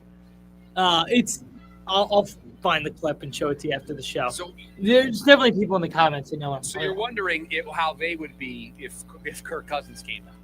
Yeah, they'd be fired up. They loved Kirk out. You just feel like you have to get a quarterback, no? Like maybe not Kirk per se, but somebody. If only they could have brought back, I don't know, somebody they had in the building for $9 million. It does age poorly with each passing week with the way Sam is playing in Seattle. Their decision to move on and go with J.J. McCarthy. Not even mention Daniel Jones in Indy. You're right. The decision's not aging very well for them as a team. Right now, where do they sit? They are 12th in the NFC. What are they? 2-3. 3-3. 3-3. 3-3.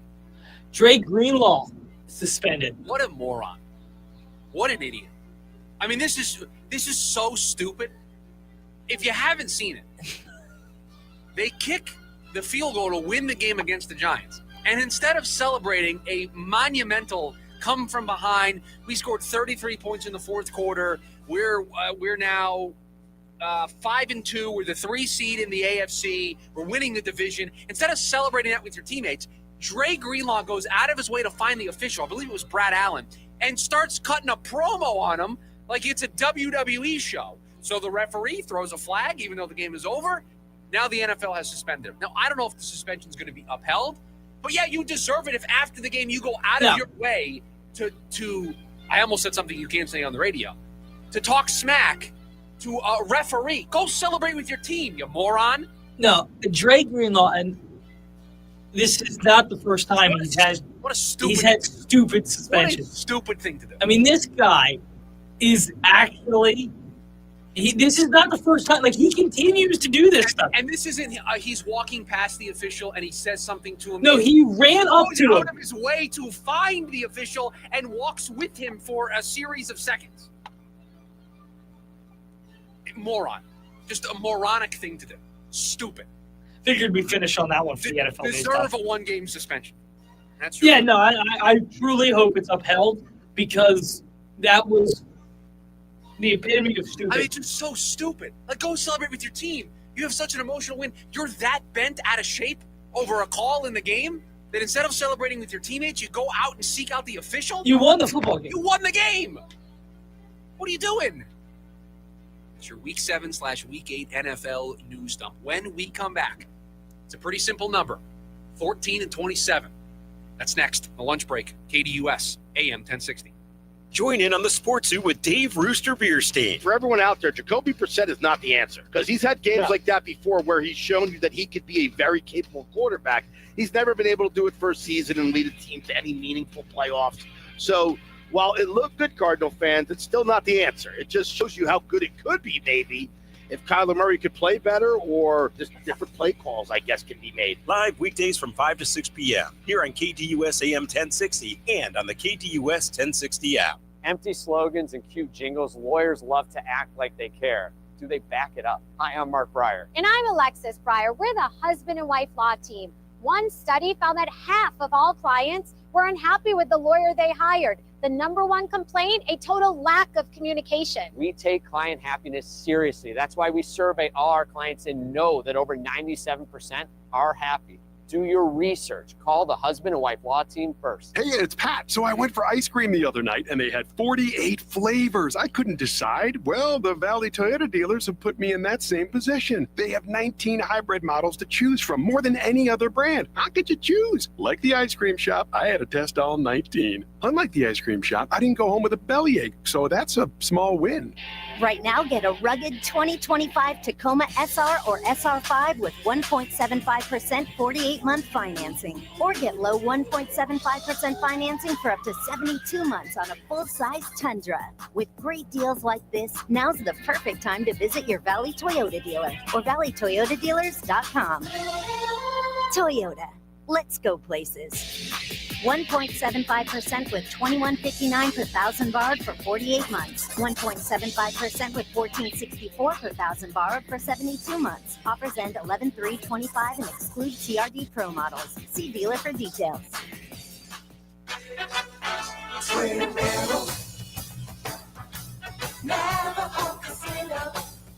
Make this Halloween electrifying by winning a brand new VW all-electric van. The place to come when you wanna have too much fun.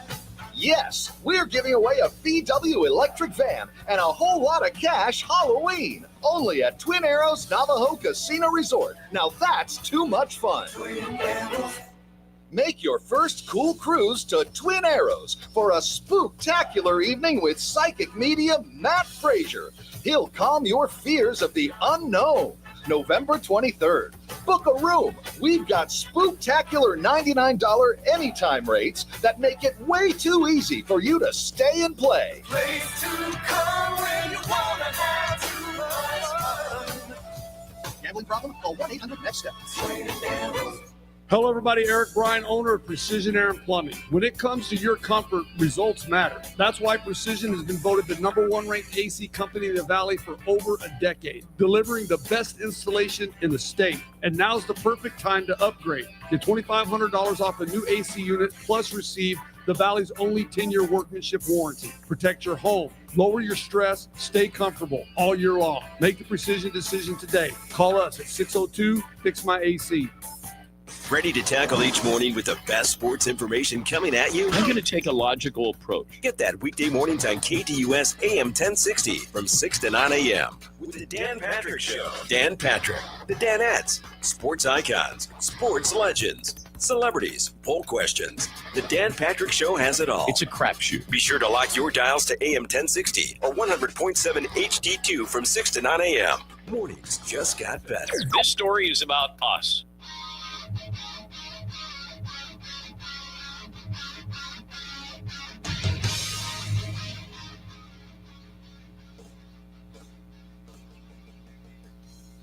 (14-27) sticks out like a sore thumb.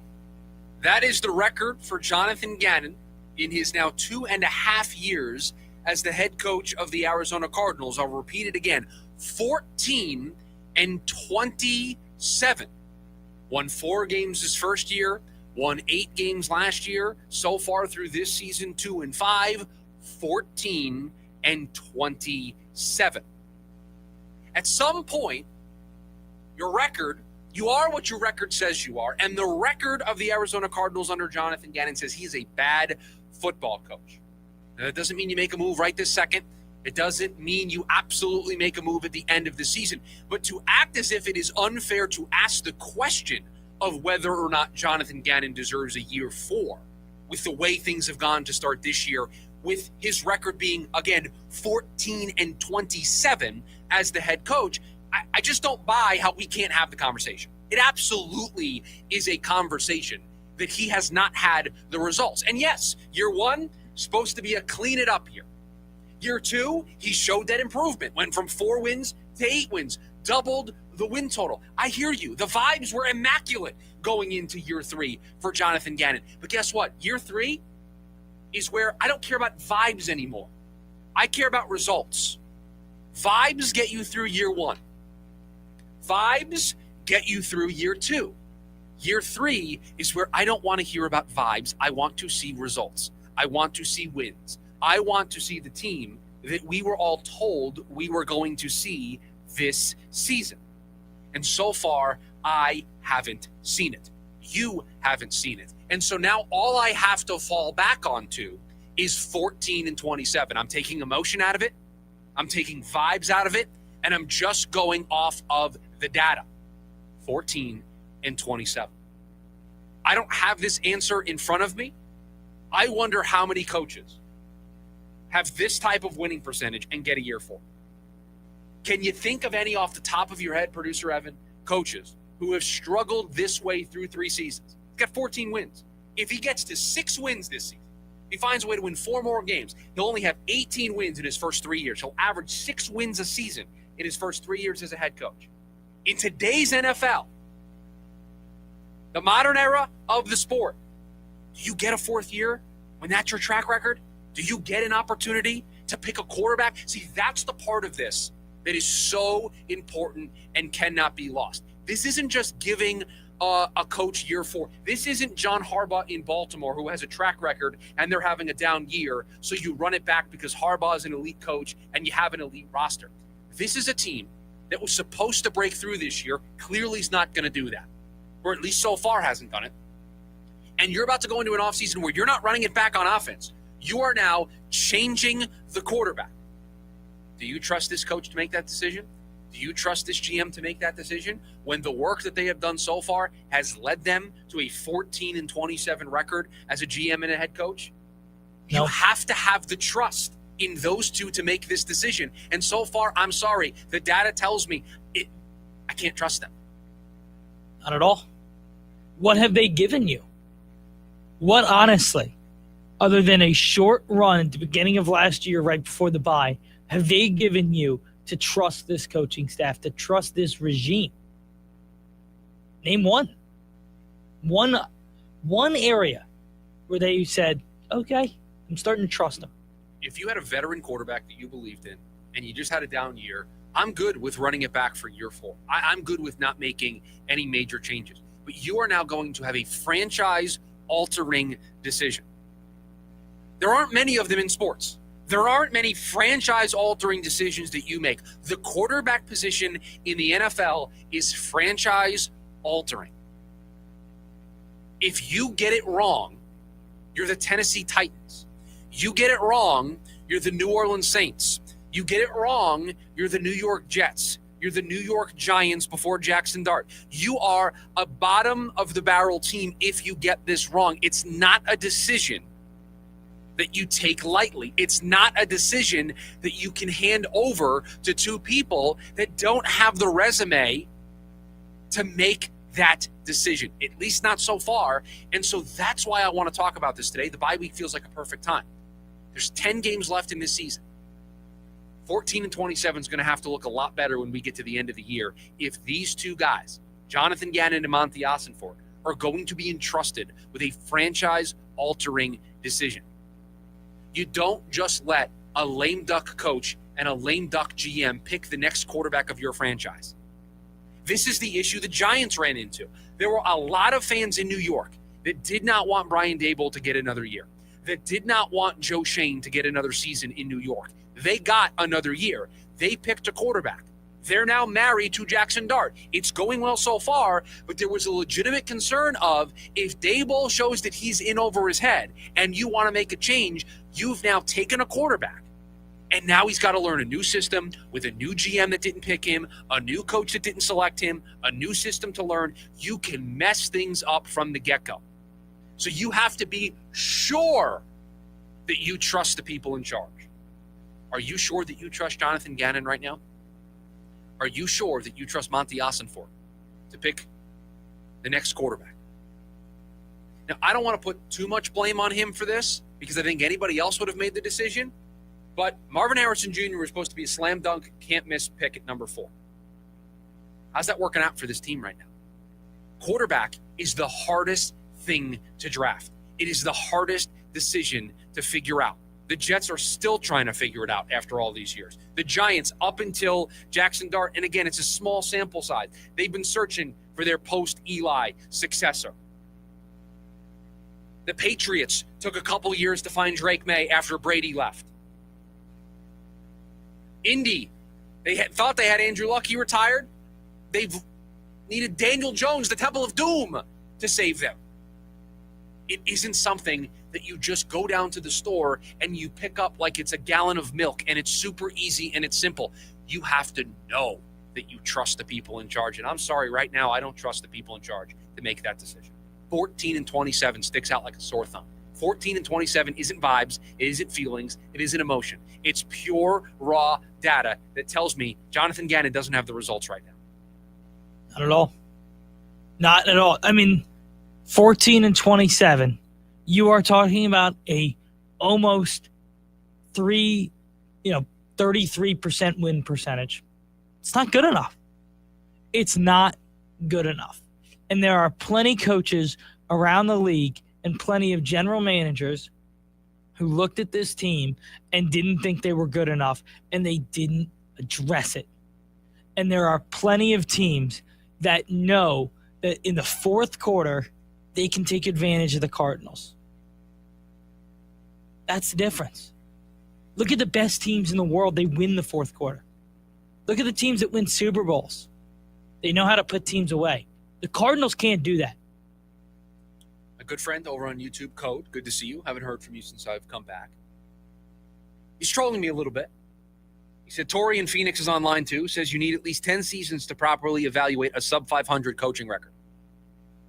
Before I break the studio. No, but before I break the equipment in the studio, I'm going to try to do this as calmly as I can because I pulled up the numbers because I saw the comment. Jonathan Gannon doesn't have a winning record as a coach through his first 3 seasons. He's 2-5 this year, 14-27. Went 8-9 last year. That's the best we've seen. This is Torey Lovello's first 3 seasons as manager of the Arizona Diamondbacks. 93-69, 82-80, 85-77. You can want Torey Lovello gone. You can say he's no longer the right fit for the Arizona Diamondbacks. Do not compare what Jonathan Gannon is going through in his first 3 seasons and the conversation that we're having right now to what Torey Lovello has done in Arizona. Torey Lovello, and I know this is going to hurt some of you to hear this, Torey Lovello has a way better resume than Jonathan Gannon does. Let me see. 1, 2, 3, 4, 5 winning seasons. Went to a World Series. I think Gannon hasn't made the playoffs. 2 playoff appearances. Not even close to the same conversation. You can want Torey gone. I get it. But Jonathan Gannon doesn't have the results early on in Torey Lovello's career that Torey had. 93 wins his first year as manager. 82 wins, 500 record the year after that. 85-77 in 2019. 3 straight years. He gets there and he wins immediately. I'm still waiting for the winning from Jonathan Gannon. That's why these next 10 games are so important because with each passing week, we go less on vibes, we go less on emotion, we go less on feelings, and it turns into your results matter. You go to 14-28, you go to 14-29, you go to 14-30. Why should I give you the keys to this franchise? Why should I give you a seat at the table for year 4 with a new quarterback in town? The answer, I shouldn't. That's why these 10 games are so important. 480-864-1060 or the KDUS AM 1060 YouTube live stream, the way that you can hang out with us here today on the program. When we come back, before we hand things off to Jim Rome at the top of the hour, it's all the stories we didn't get to throughout the course of the show. We call them the leftovers. We'll get to them next. It's the lunch break. KDUS AM 1060. James out west. Mike Trout became the 59th player to hit his 400th home run, the home run record holder for the Angels. I was going to quiz you. Who do you think the number 2 is on the list for all-time home runs for the Anaheim Angels? I would assume it's Shohei Ohtani. Nope, Tim Salmon. Really? Yeah, wow. 299 for Tim Salmon. Mike Trout got 101 more than the next guy. Naming a random MLB player that had a really good career. Yeah, dude, I loved watching Tim Salmon, bro. I'm about to cut together some Tim Salmon highlights. Every other Monday night from 6 to 7 p.m. here on KDUS AM 1060. For more than 50 years, the Fiesta Sports Foundation has delivered world-class events while giving back to Arizona communities. One example is their support of youth programs across the state. Just last year, their efforts reached more than 470,000 young people throughout Arizona, and they're just getting started. See how you can help at fiestasportsfoundation.org. That's fiestasportsfoundation.org. This message is brought to you by the Fiesta Sports Foundation. The season never ends. Stay at the heart of it all with a special Cliff Castle room rate starting at just $99 with no resort fees. Less fees mean more ways to choose your next adventure at the gateway to the region's best gaming, entertainment, and natural wonders. and expect service from the heart as well. We think you'll love your stay with us and all the value we provide, starting at just $99 with no added fees. Cliff Castle Casino Hotel, at the heart of it all. Valid Sunday through Thursday. Some restrictions apply. An enterprise of the Yavapai Apache Nation. I'm Bree. I'm Sean. And we are the Berquist family. We are repeat Fulton customers, and we've lived in a Fulton community for 6 years. We had been looking for a home, and so we walked into the Fulton community, and we were just absolutely blown away. When we walked into the model home, we noticed the high ceilings, the beautiful kitchen, the flooring, and the floor plan. We knew it was a place where we were going to raise our family. And on top of that, we have a swimming pool and a good location here. When you say the word community, you have to be able to see it and feel it. And so when you have your neighbors, you feel that community because you become friends, and it even feels like family, like a family community. And that is something that is priceless and can last a lifetime. We absolutely would recommend a Fulton home to our friends and family. Fulton Homes. You're proud to own, we're proud to build. On your ride home from work, join in on the Sports Zoo with Dave Rooster Bierstein. If we owned our own football team called the Angry Roosters, and we kept signing people to contracts, and they weren't honoring their contracts and kept demanding raises, at what point do we throw our hands up and just say no to everybody? We signed you to a contract, play out your contract, and that's it. You earn a better contract on your next one, we'll pay you for that. Live weekdays from 5 to 6 p.m. here on KDUS AM 1060 and on the KDUS 1060 app.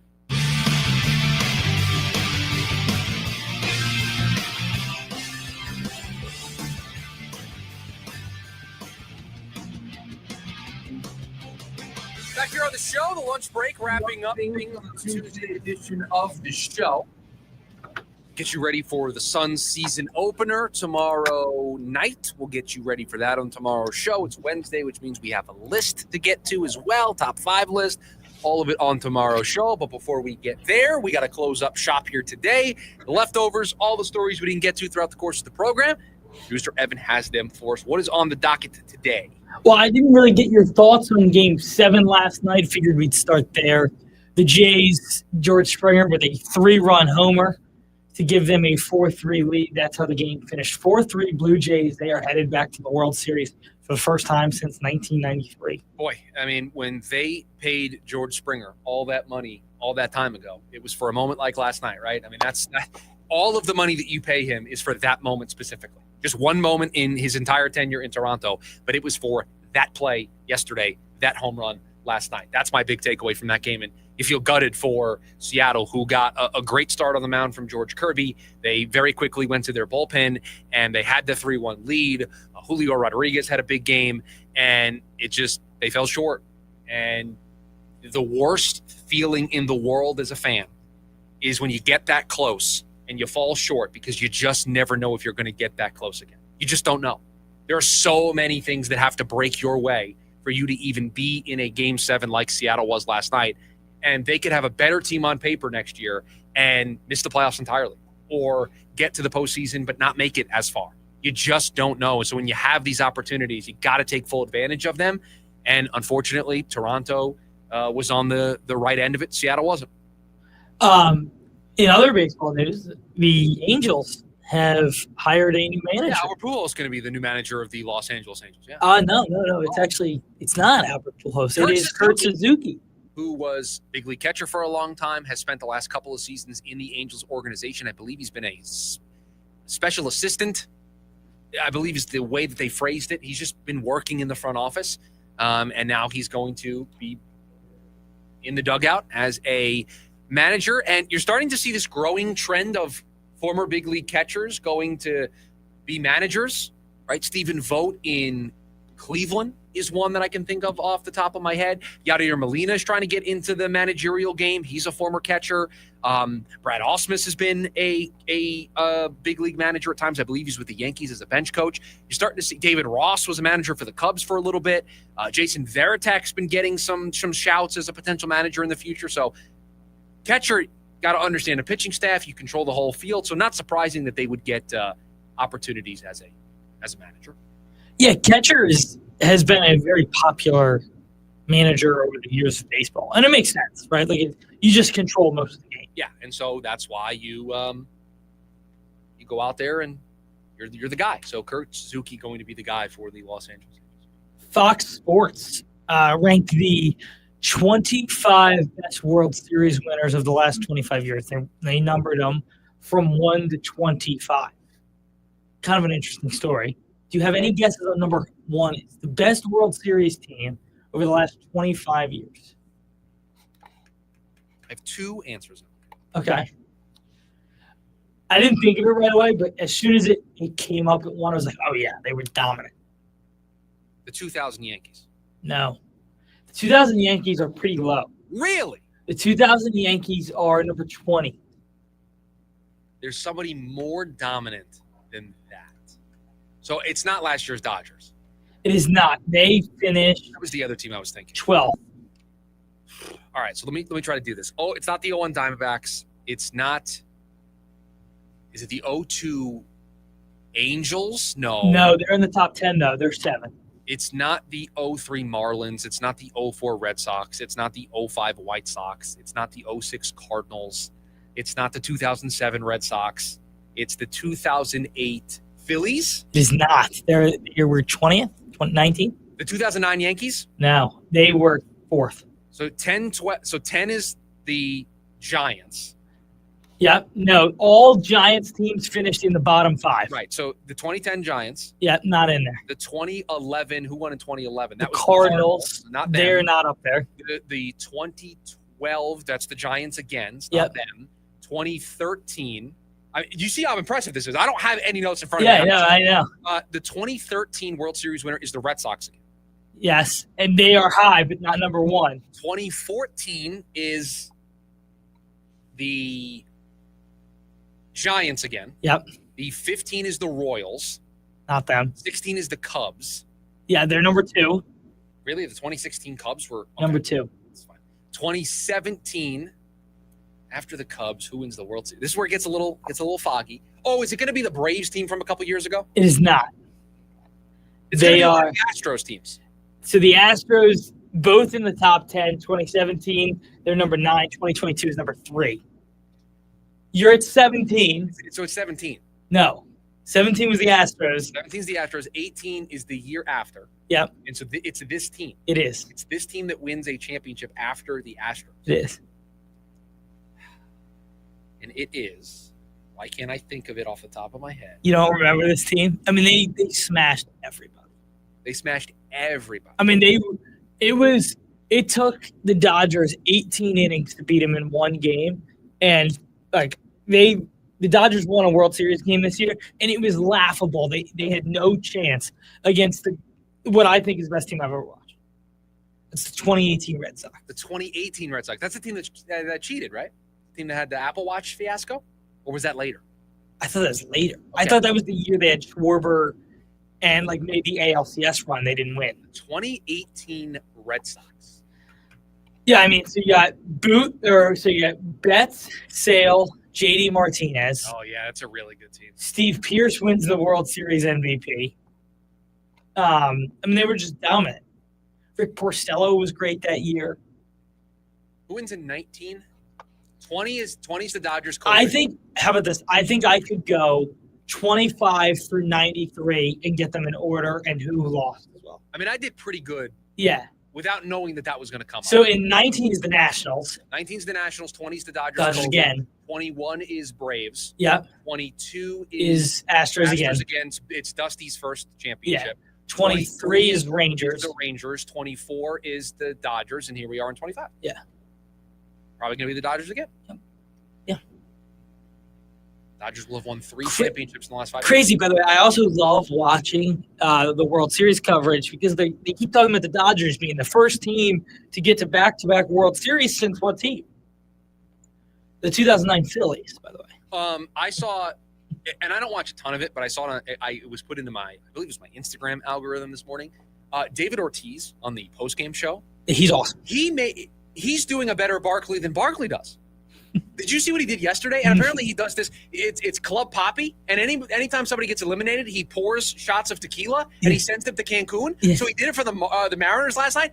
I was rolling around laughing this morning. I saw him pouring one out for Edgar. And, right. He was like Jay Buhner, Jamie Moyer. I mean, I was like, oh, this is great. I love that Jamie Moyer got a shout out. Jamie Moyer has a World Series ring.